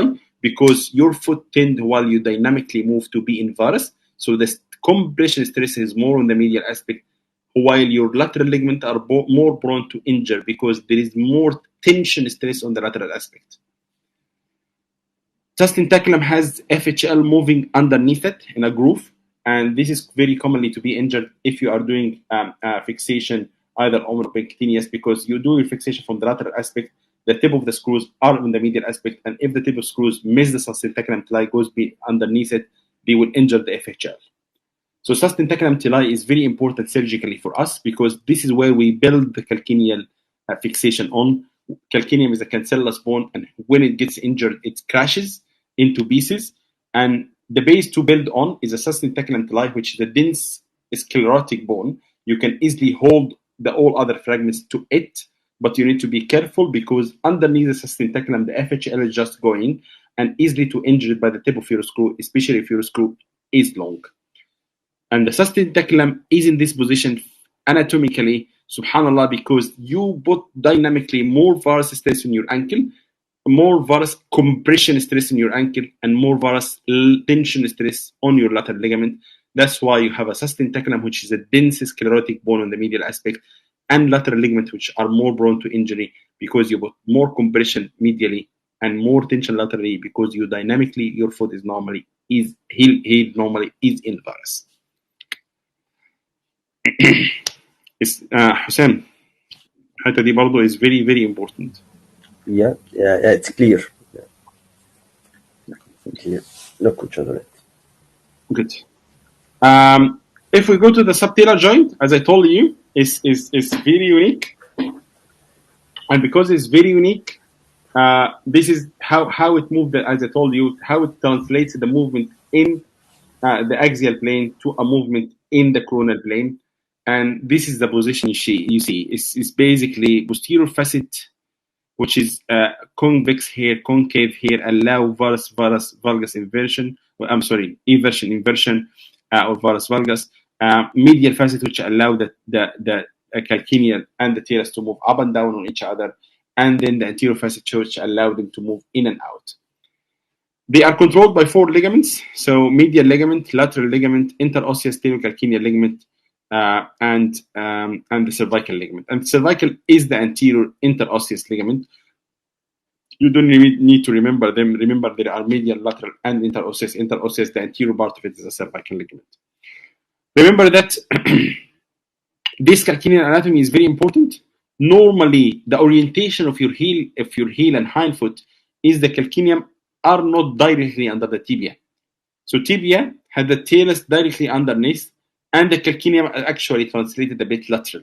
And this is, again, both more compression stress on the medial side, more tension stress on the lateral side. And that's why to maintain this relation is a very, very crucial to maintain the alignment and don't have any problem from alignment. You need to understand this. You don't wait for your tibio-talo-calcaneal to be one line. They are not one line. Normally, tibio-talar is one line and calcaneal is already translated a bit lateral. Remember this, very, very important again. And this plays a big role in the mechanics because this makes you, during dynamic movement, heel is in varus, a lot of stress, tension stress on the lateral, compression stress on the medial. And this is either explained you. This is the leg and this is the foot. And this hinge, this is the unique hinge, which is talus subtalar calcaneum. The 3 of them are unique in configuration, and this is why they allow rotational movement in the leg in axial plane to be a rotational move to be translated into a rotational movement in the coronal plane in the foot. And this is what I explained to you. Go back, move your foot, and you will find that there is no way. Once you plantar flex, what your foot does? Invert and adduct. Plantar flexion, inversion, and adduction, and the other way around. If you dorsiflex, automatically your foot will go into eversion, and your forefoot will go into abduction. Again, plantar flex, inversion, adduction. Dorsiflex, eversion, abduction. Move your foot and tell me what you find.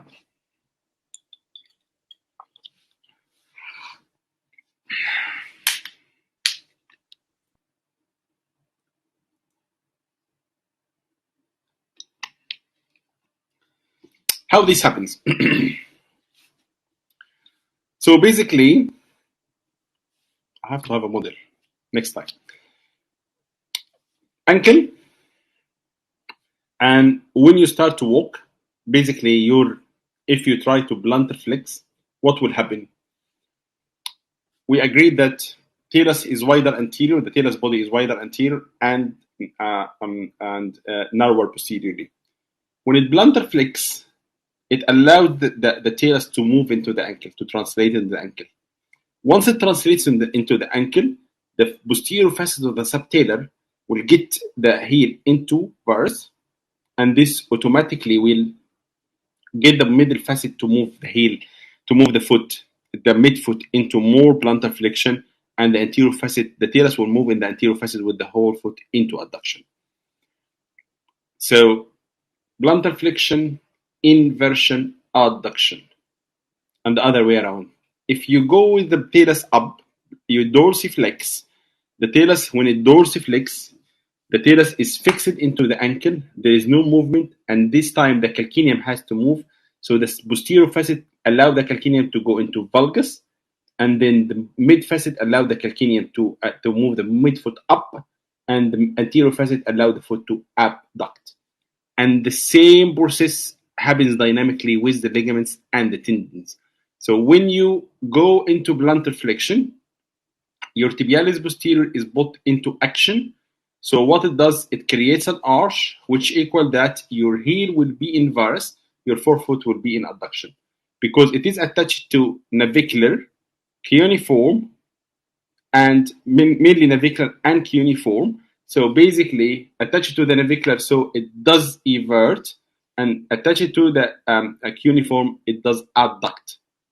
And dynamically on the other side, when you dorsiflex, Brevis goes into action. So what it does, it basically everts and abduct because it's attached to the base of fifths. Okay.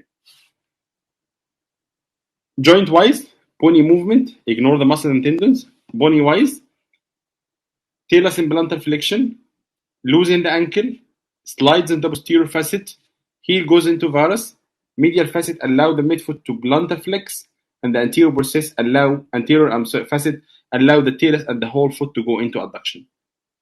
Other way around, talus up, dorsiflexion, tighten the ankle, heel start to move into eversion, middle facet allow the forefoot to go up, midfoot to go up, and then the anterior process allow the forefoot to go out. So plantar flexion, inversion, adduction. Dorsiflexion, eversion, abduction. Muscle action, plantar flexion, tip post in action, move the navicular up, get the whole heel in varus, and the whole forefoot into adduction. Other way around, dorsiflex, peroneus brevis in action, move the heel in eversion, and get the whole forefoot into abduction. And this is the beauty of Allah. This is beauty of khalq Allah subhanahu wa ta'ala. Because basically, you need the both actions doing by this way, otherwise you will never walk. Plantar, when you go in the gait, heel strike, your foot start to load, flat foot. At this moment, flat foot equal what I do. When you flat foot, what do you do? What do you do? No. When you basically when you do blunt, you do loading. Basically, you dorsiflex the ankle. Foot is on the ground, and the ankle is dorsiflexing. And when it dorsiflex, بس ركزوا معايا. الفوت foot in the ground مش بتتحرك، اللي بيتحرك البودي، وبالتالي الانكل ريلاتيفلي بيدورسيفلكس. بيزيكلي البودي بيتحرك على الفوت، وبالتالي كأن الفوت عمل الدورسيفلكشن. فالميد الهيل جوز ان ايفيرشن او فالجس، الفورفوت جوز ان ابدكشن. ده بيعمل ايه؟ makes the calcaneus cuboid in parallel with the talonavicular. Your foot is supple, accommodates the ground. والمسألة دي is reverse when you push off. Pushing off means you plantar flex, tip post in action, you invert, and you adduct. So your forefoot, the talonavicular, is not in the plane of the calcaneus cuboid. Your forefoot is rigid, so you can push off with it. So you need the two action in time for the gait to be efficient. Flat heel strike, flat foot. After the flat foot, loading means your body move over the ankle, so the ankle is relatively dorsiflexed. And when it is relatively dorsiflexed by the bony movement and the tendon movement, peroneus brevis in action, as we told from a minute ago, your ankle goes into eversion, your foot goes into abduction, your midfoot joint, chopper joint, which is talonavicular, is in line with the calcaneus cuboid, your foot is supple, accommodates the ground. This goes in reverse when you push off. Pushing off, basically, you plantar flex with the action of the tip post and the talocalcaneal movement. Your foot goes, the heel goes into inversion, your forefoot goes into adduction, your talonavicular is not in line with the calcaneus cuboid, your midfoot is locked, your foot is a rigid plate to push off. Anyone didn't get this point? I can repeat it the whole night. This is the main message of this lecture. Any comments for that? Yeah, there is no comments. Sure. No comments till now. لو الناس فاهمة ده يبقى أنا يعني عملت إنجاز.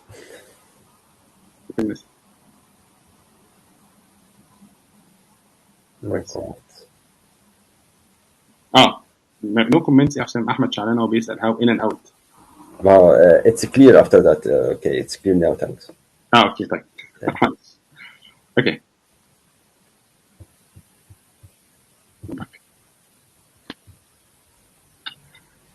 Moving forward, midfoot. حسام اتأكد كده كل الناس الموجودة عرب ولا فيهم حد تاني؟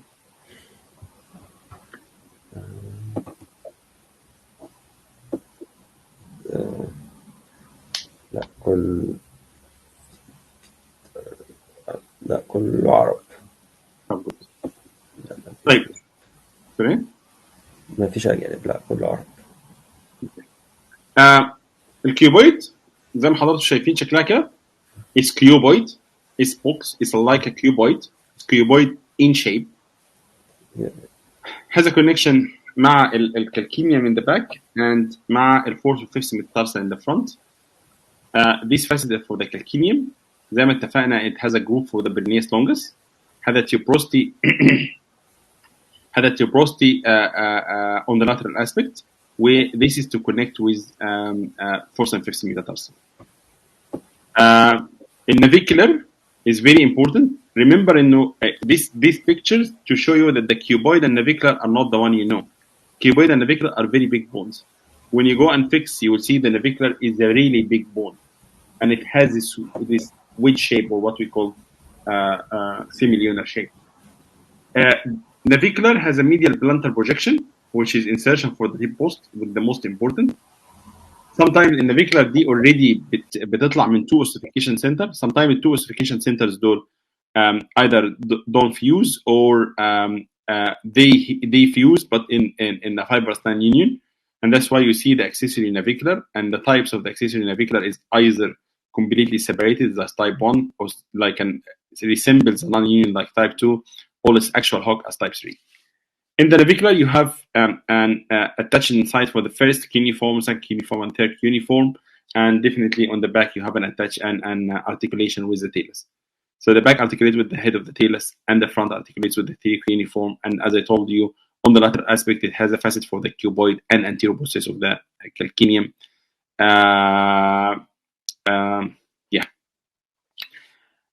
The relation between the navicular and the cuboid اللي احنا بنتكلم عليها من ساعتها هي الميد فوت جوينت او الشوبر جوينت. شوبر جوينت اللي هو التيلو navicular and the calcaneocuboid. When your foot is flat, you have parallel relation between the talo navicular and calcaneocuboid, وبالتالي the foot is supple, easy to accommodate the ground, and the reverse if the foot is if the arch is formed when these two planes are different, so the foot is rigid. Ligaments of these are dorsal and plantar. The bifurcate ligament come from the anterior process of the calcaneum to the navicular and the cuboid, and this relation is actually a very fixed relation. That's why your foot, the center of rotation of your foot is the head talus and the talonavicular, because navicular, cuboid, all the forefoot definitely, navicular, cuboid, and calcaneum, they move as a one unit, and that's why all the deformities are from the talonavicular joint. That's why when you have a clubfoot or talibus equinovarus, the actual deformity is in the talonavicular. That's why we use the talar head as a center of correction, because basically the whole fore and midfoot move and hind foot moves around the head talus. That's why you have the cavus, adductus, and varus, and definitely the equinus. So all the deformities you will see is actually the center or the cora will be in the talonavicular. The whole fore and midfoot moves as one unit on this cora.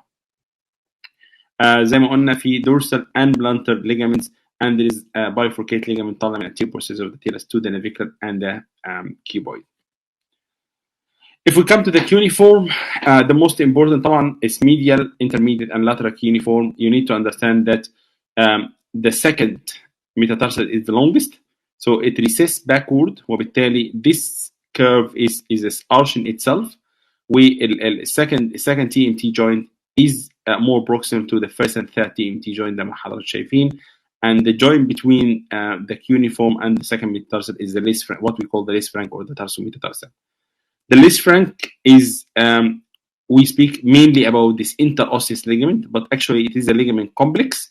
It's a dorsal, plantar, and interosseous ligament, and actually it has an accessory ligament to the third metatarsal base.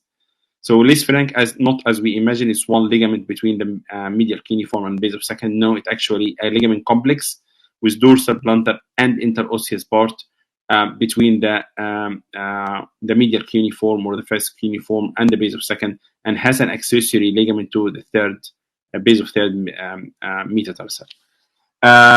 what we see here in the cadaver, the number 6 and number 7, these are the Lis franc joints. The Lis franc, complex, or Lis franc ligament. Is this relation is very important? Yes, and that's why your Lis franc injury needs to be treated. Why? And if it's commonly missed, and if it's missed, the patient come always with midfoot pain. Why midfoot pain? Because he lost the transverse arch. If this transverse arch, the key bone is the second metatarsal base.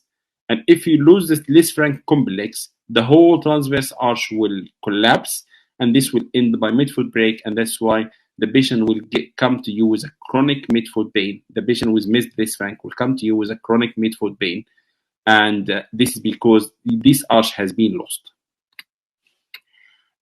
For the metatarsal, all I need you to remember is the first metatarsal and the sesamoid, and the sesamoid metatarsal-sesamoid joint. Remember, this is the normal shape. You have a tibial and the fibular sesamoid. The tibial sesamoid, the medial sesamoid, fibular sesamoid is the lateral sesamoid. This is their normal place. If this normal place it changes, this means the head is moving into varus, and this is when you diagnose a hallux valgus. And this is what you need to correct when you correct the hallux valgus. You need the metatarsal, the sesamoid to be covered by the head of the metatarsal. So you need to maintain this normal relation to have a normal weight bearing on the first MTB. Without this normal relation between the sesamoid and the metatarsal, there will be abnormal loading here, and this ends by disturbed mechanics, and this is where the hallux valgus starts. So hallux valgus starts because of disturbance of this mechanics. And when you need to correct hallux valgus, you actually want the sesamoid to be completely covered by the head of metatarsal. As you can see, this is the sesamoid view. You can see there is a cresta here, two cresta, medial and lateral. Medial cresta is for tibial sesamoid, lateral cresta is for lateral sesamoid. It's a very, very common missed cause of lateral first MTB pain because of the sesamoiditis. So remember the sesamoiditis, remember the sesamoid view.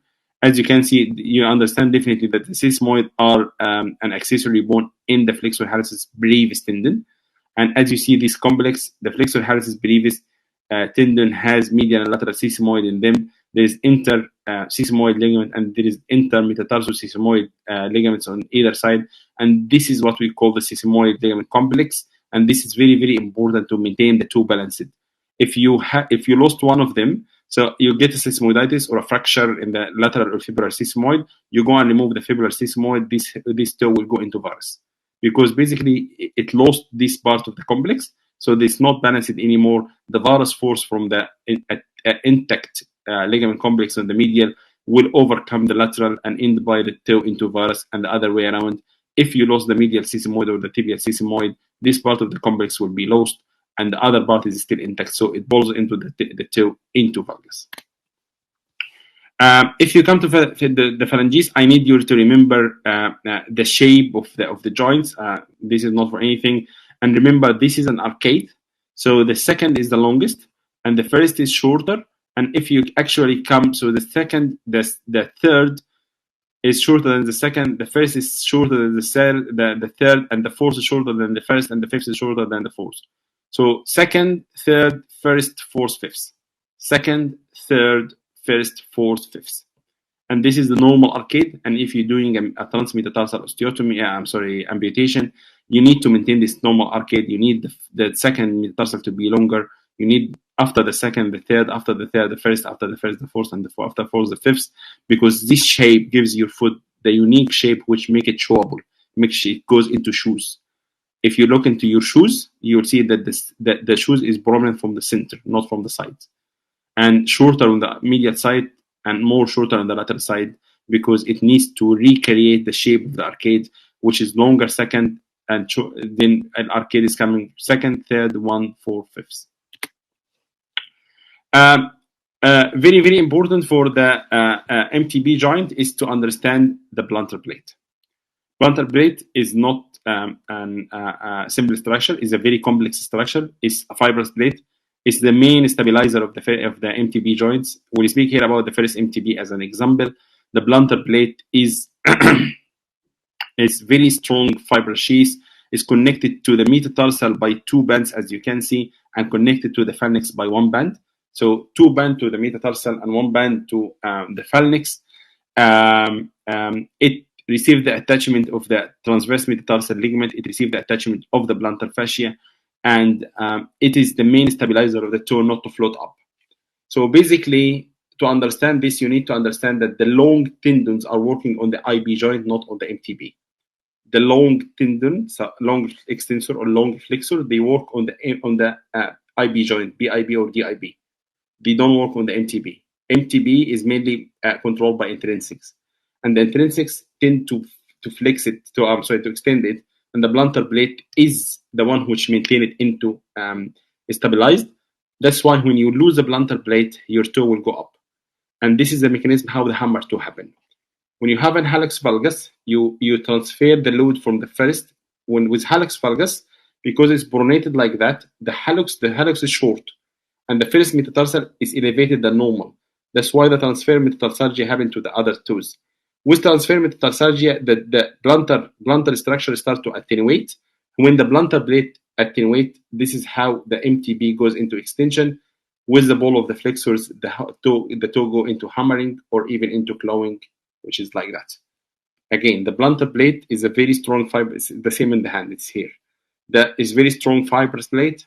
Has two limbs attached to the metatarsal, one limb attached to the phalanx. It receives the attachment of the intermetatarsal ligament, transverse intermetatarsal ligament, and the attachment of the plantar fascia in the foot. If this attenuated for any reason, the commonest is when you have an hallux valgus, the metatarsal head is elevated, is not getting the load. The load goes to the lesser toes. They are not adapting to get to load. That's why the plantar blades start to attenuate. When it starts to attenuate, it allows the MTB to extend, and the flexor tendon pull the toe into flexion, so give you the characteristic hammer toe. And this is the main pathological way of getting the hammer toe with hallux valgus. Plantar plate, if there's no disease, if the patient is not doesn't have a rheumatological problem, it's easy. It should be repaired. The problem with the plantar plate that it sometimes miss only one of the limb, either medial or lateral. If it miss the medial, the toe will go into valgus, and if it miss the lateral, the toe will go into varus. If miss both or both or the plantar plate is attenuated, the toe will float up, and when it's float up, it goes on hammer or claw toe. Remember that the transverse metatarsal ligament has the lumbricals underneath and the interossei above. And remember that the nerve goes underneath the transverse metatarsal ligament, and this is where the mortals neuroma happen. So this is the shape of your MTB joint. So you have the flexor tendons underneath, the extensor tendons or the extensor hood up, metatarsal head. And remember that transverse metatarsal intermetatarsal ligament has the interossei above, the lumbricals and the digital nerve underneath. Because the digital nerve is underneath, with any cause of overloading of your forefoot, you put more load on the transverse intermetatarsal ligament, and this is when the nerve get degenerated and form the Purcell complex, what we call the mortals neuroma. So mortals neuroma happen because the nerve is passing underneath the intermetatarsal ligament, and with any cause of overloading the forefoot, you push more on the forefoot. The intermetatarsal ligament, the nerve gets injured get overloaded between the intermetatarsal ligament and the ground, and that's why it's common to have the mortals neuroma. As you see, if we speak about the tendons, you have long extensors, AHL, ADL, AHB, ADL, ADB, and the flexor on the other side, FHL, FDB, FHL, FHB, FDL, FDB. The long extensors, as you know, goes up to here, then it goes into an extensor hood.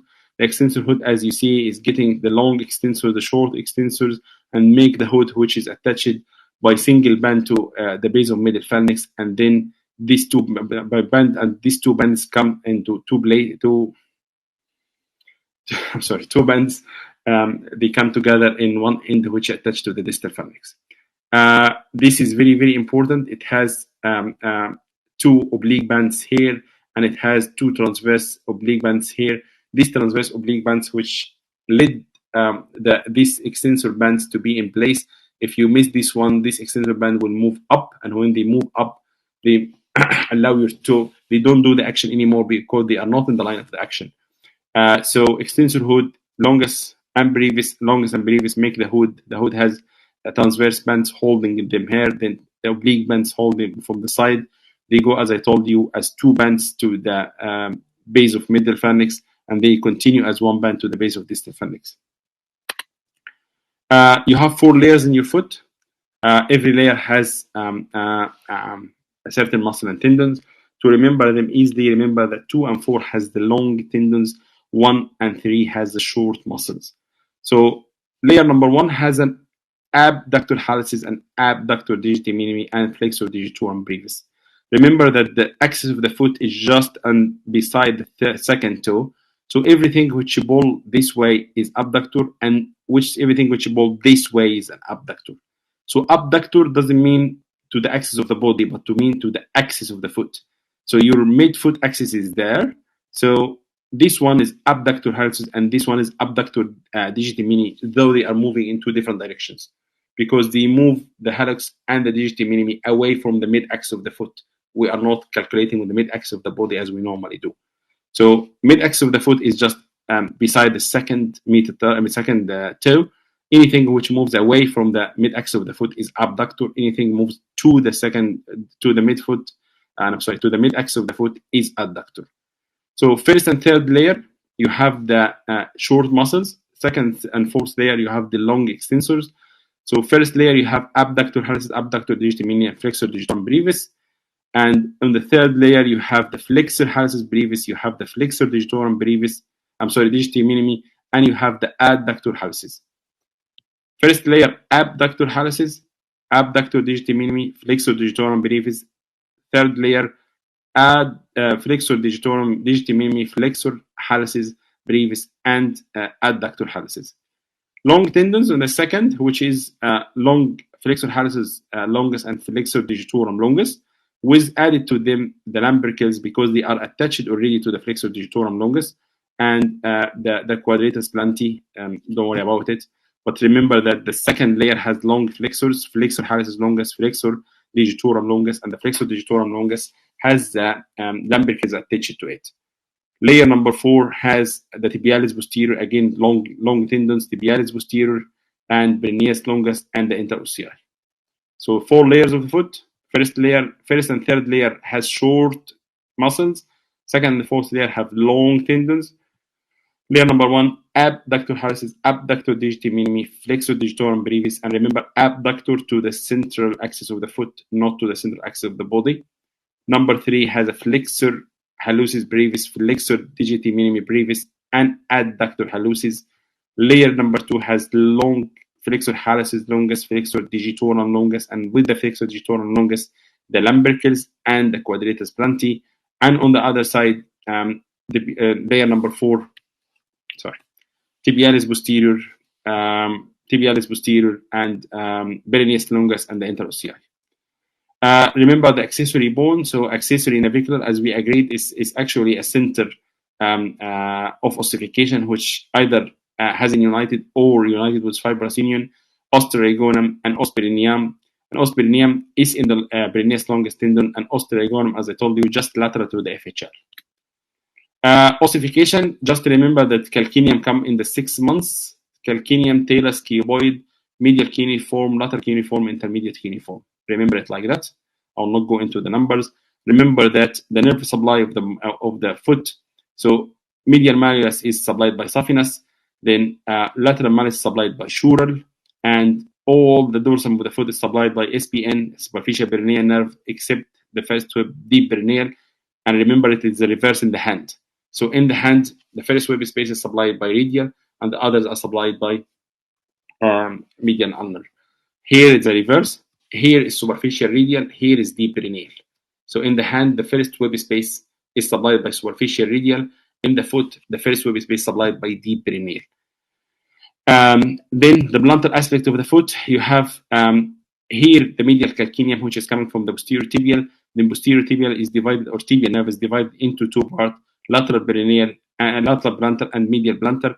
Remember, and it's again the reverse from the hand. For the hand, the median is supplying the 3.5 fingers, and the ulnar supplying 1.5. Here, the medial is supplying 3.5, and the lateral is supplying 1.5. So to remember it easily, medial malleus is saphenous nerve, lateral malleus is sural nerve. Calcaneum has 3 branches: lateral, medial, and mid calcaneum. Medial calcaneum is coming from posterior tibial or tibial nerve. Remember, in the whole dorsum of the foot supplied by superficial perineal, except the first will be spaced by deep perineal. Reverse is in the hand. First will be space supplied by superficial radial. Superficial is the hand, deep in the foot. And in the hand, 3.5, the lateral 3.5 supplied by the median, and the medial 1.5 supplied by ulnar. The reverse in the foot, so the medial 3.5 supplied by the medial plantar aspect, and the lateral 1.5 supplied by lateral plantar nerve.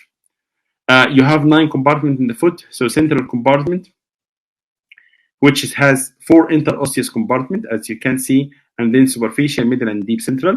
Then you have medial compartment and lateral compartment. Medial compartment, lateral compartment, central compartment into 4 layers: interossei, deep, middle, and superficial. So all are 9. And if you want to open them, you have to open them from 3 incision: long medial incision, and incision over second and fourth metatarsal. And second and fourth metatarsal allow you to go to the interosseous compartment, deep and middle compartment, medial and lateral, and the medial one allows you to go to the medial, to go to the deep, intermediate, and superficial central. Complication, the problem with the fasciotomy of the foot, it always complicated by chronic pain and hypersensitivity. So you haven't had anything, you may have fixed flexion deformity of the digits. That's why a lot of the people speaks about should we do an acute decompression of a compartment syndrome of the foot or not, if the patient will end by the same problem with fasciotomy or without. So that's why the post guidelines say there is no consensus over how to manage a foot compartment syndrome. Most common cause of foot compartment syndrome is calcaneal fracture. And remember, if you have a patient with athlete which is doing a lot of sports, which you have to ask him if he has any calcaneal fracture before or not, because sometimes it's a subacute compartment syndrome which was very unnoticed, and the patient end by contracture and flexion of his short muscles. And if you need to do an FHL transfer in this man, you need to understand that his intrinsic are short and he cannot use them, so it's not optional for him to lose the FHL. It's a bit clinical dilemma, but remember, if you're going to do an FHL transfer for a chronic Achilles rupture, you have to ask the patient if he has a calcaneal fracture before or not, especially if he's athlete. Because if he has a calcaneal fracture, there will be some subacute compartment which end by some contraction in the intrinsics. So without intrinsics, you cannot move, as we agreed, that the long tendons, flexor and extensor, move the IB joints, but the MTB moves with intrinsics. And if you lose your intrinsics because of a chronic compartment syndrome from a calcaneal fracture before, you cannot lose your long as well. That's why you cannot do an FHL transfer for a chronic Achilles in this patient.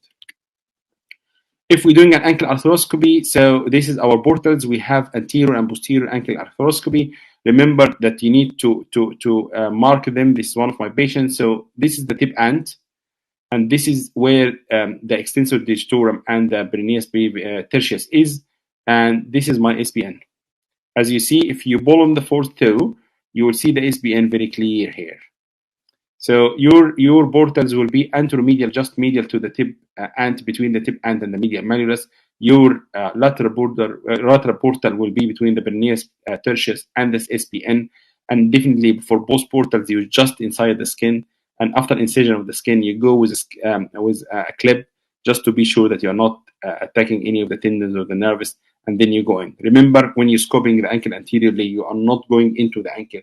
You're actually going into the anterior compartment. So the direction of your scope and instrument is not like that, is like that. Posteriorly, very simple. The patient is prone or lazy lateral. Then you basically put some instrument here to have the axis of the foot. From the axis of the foot, you put this axis or the instrument at the same plane over the tip of the lateral malleolus, and then this will be the level of your portals on both sides of the Achilles, medial and lateral. So an instrument here over the heel to know the axis of the heel, move it proximally over at the tip of the lateral malleolus, then mark on both sides of the Achilles. This will be your medial and lateral portals. I don't think we'll have a time for Gait, فنخلي الجيت المرة الجاية ولا الشباب لسه صاحيين؟ أنا متهيألي الأفضل نخليها المرة الجاية. صح؟ عبط. طيب اي حد عنده اي اسئله، حاجه مش واضحه، حاجه مش بتاع، حاجه وحشه، حاجه كويسه، اي حاجه، اي كومنتس. خلاص يا ابو حميد، ان شاء الله for next time ما تقلقش. طب اي كومنت؟ طب do you feel it reasonable? Do you feel it long? Do you feel it short? Shall it be completely in Arabic? Shall it be completely in English? Any comments? Anyway, you will receive a feedback after the session. We already should have received the feedback from Mid All. Put all what you want in the feedback. This is how I get the insight of it. Tell me what's wrong, what's good, what's bad. What do you feel okay? What do you feel wrong? A lot of talking, a lot of brainstorming. So if there is any mistake, send to me and I can correct it. If you put yourself in my shoes, you will have a lot of stress. Just to confirm, the midfoot, CCG, and TNG moves. Yeah, definitely. If they don't move, you will not walk. So the moves basically how your arch forms. Arch forms because the head of the tail, the navicular goes into plantar flexion over the head of the talus. So and the other way in the calcaneus cuboid. So they definitely move. That's why they are joints. And this is how they are oriented. Exam oriented, Abu Hamid. This lecture couldn't be anything except that, because this is the base. If you don't have the base, there is no way to answer any question. Distal to each other, level distal and proximal doesn't make a big difference. So a talonavicular is more distal to the calcaneus cuboid, but it's not more. It's distal to the calcaneus cuboid. But the point is the plane. If the foot is flat, they are in the same plane. If the foot is arched, the talonavicular is in a plane, is a superior plane than the calcaneus cuboid. So they are locked. So the point is not if they are distal to each other. Yes, they are distal to each other. And as I told you, talonavicular is distal to the calcaneus cuboid. But the point is how the plane. If they are in the same plane, the foot is supple. If they are in different plane, the foot is rigid. And you need the supple to accommodate the ground, and you need it to be rigid to push off and have a rigid lever. About the exam orientation, this lecture, without this lecture and the gait, is so difficult for you to understand how we're going. Exam orientation will be from the not next lecture, the lecture after, because it's about the pathology. But you will have this question in the exam, and if you both part A and part B, but if you don't have this understanding of the basic knowledge, anatomy, biomechanics, and gait, you will not be able to answer them. And if you digest this lecture nicely, you understand every point of it. You go and see the videos, do whatever you want. Video will be in the mid-all if you want to go back to it and understand it very well. All the lectures, the coming lectures, will be very easy. This is what I will speak about in flat foot, in cavus, in this rank. As you see, all the lecture is clinically directed. But without this lecture, no way. It cannot be exam oriented in a sense that they will ask you about. No. If you understand the bits of clinical anatomy, this will make you make you efficient to answer any anatomical question, any biomechanical question, and it makes your understanding of the pathology very easy. Without understanding the physiology and anatomy is so difficult to understand the pathology. That's why the foot and ankle pathology is a dark side. It's dark side because most of the people are not on top of the basics. If you get these basics nicely, digested nicely, it's so difficult to come with everything in the lecture. Go back to it. Anything unclear, anything you feel wrong, sometimes some of the information I give you, because it's all just interchanging between varus, valgus, inversion, eversion. If I miss say some words, just be back to me, and I will explain it to you. Feedback will come to you. Very good evening for every one of you, and a good night. And see you in the next session next Friday. Okay? Thank you, Mr. Hashem.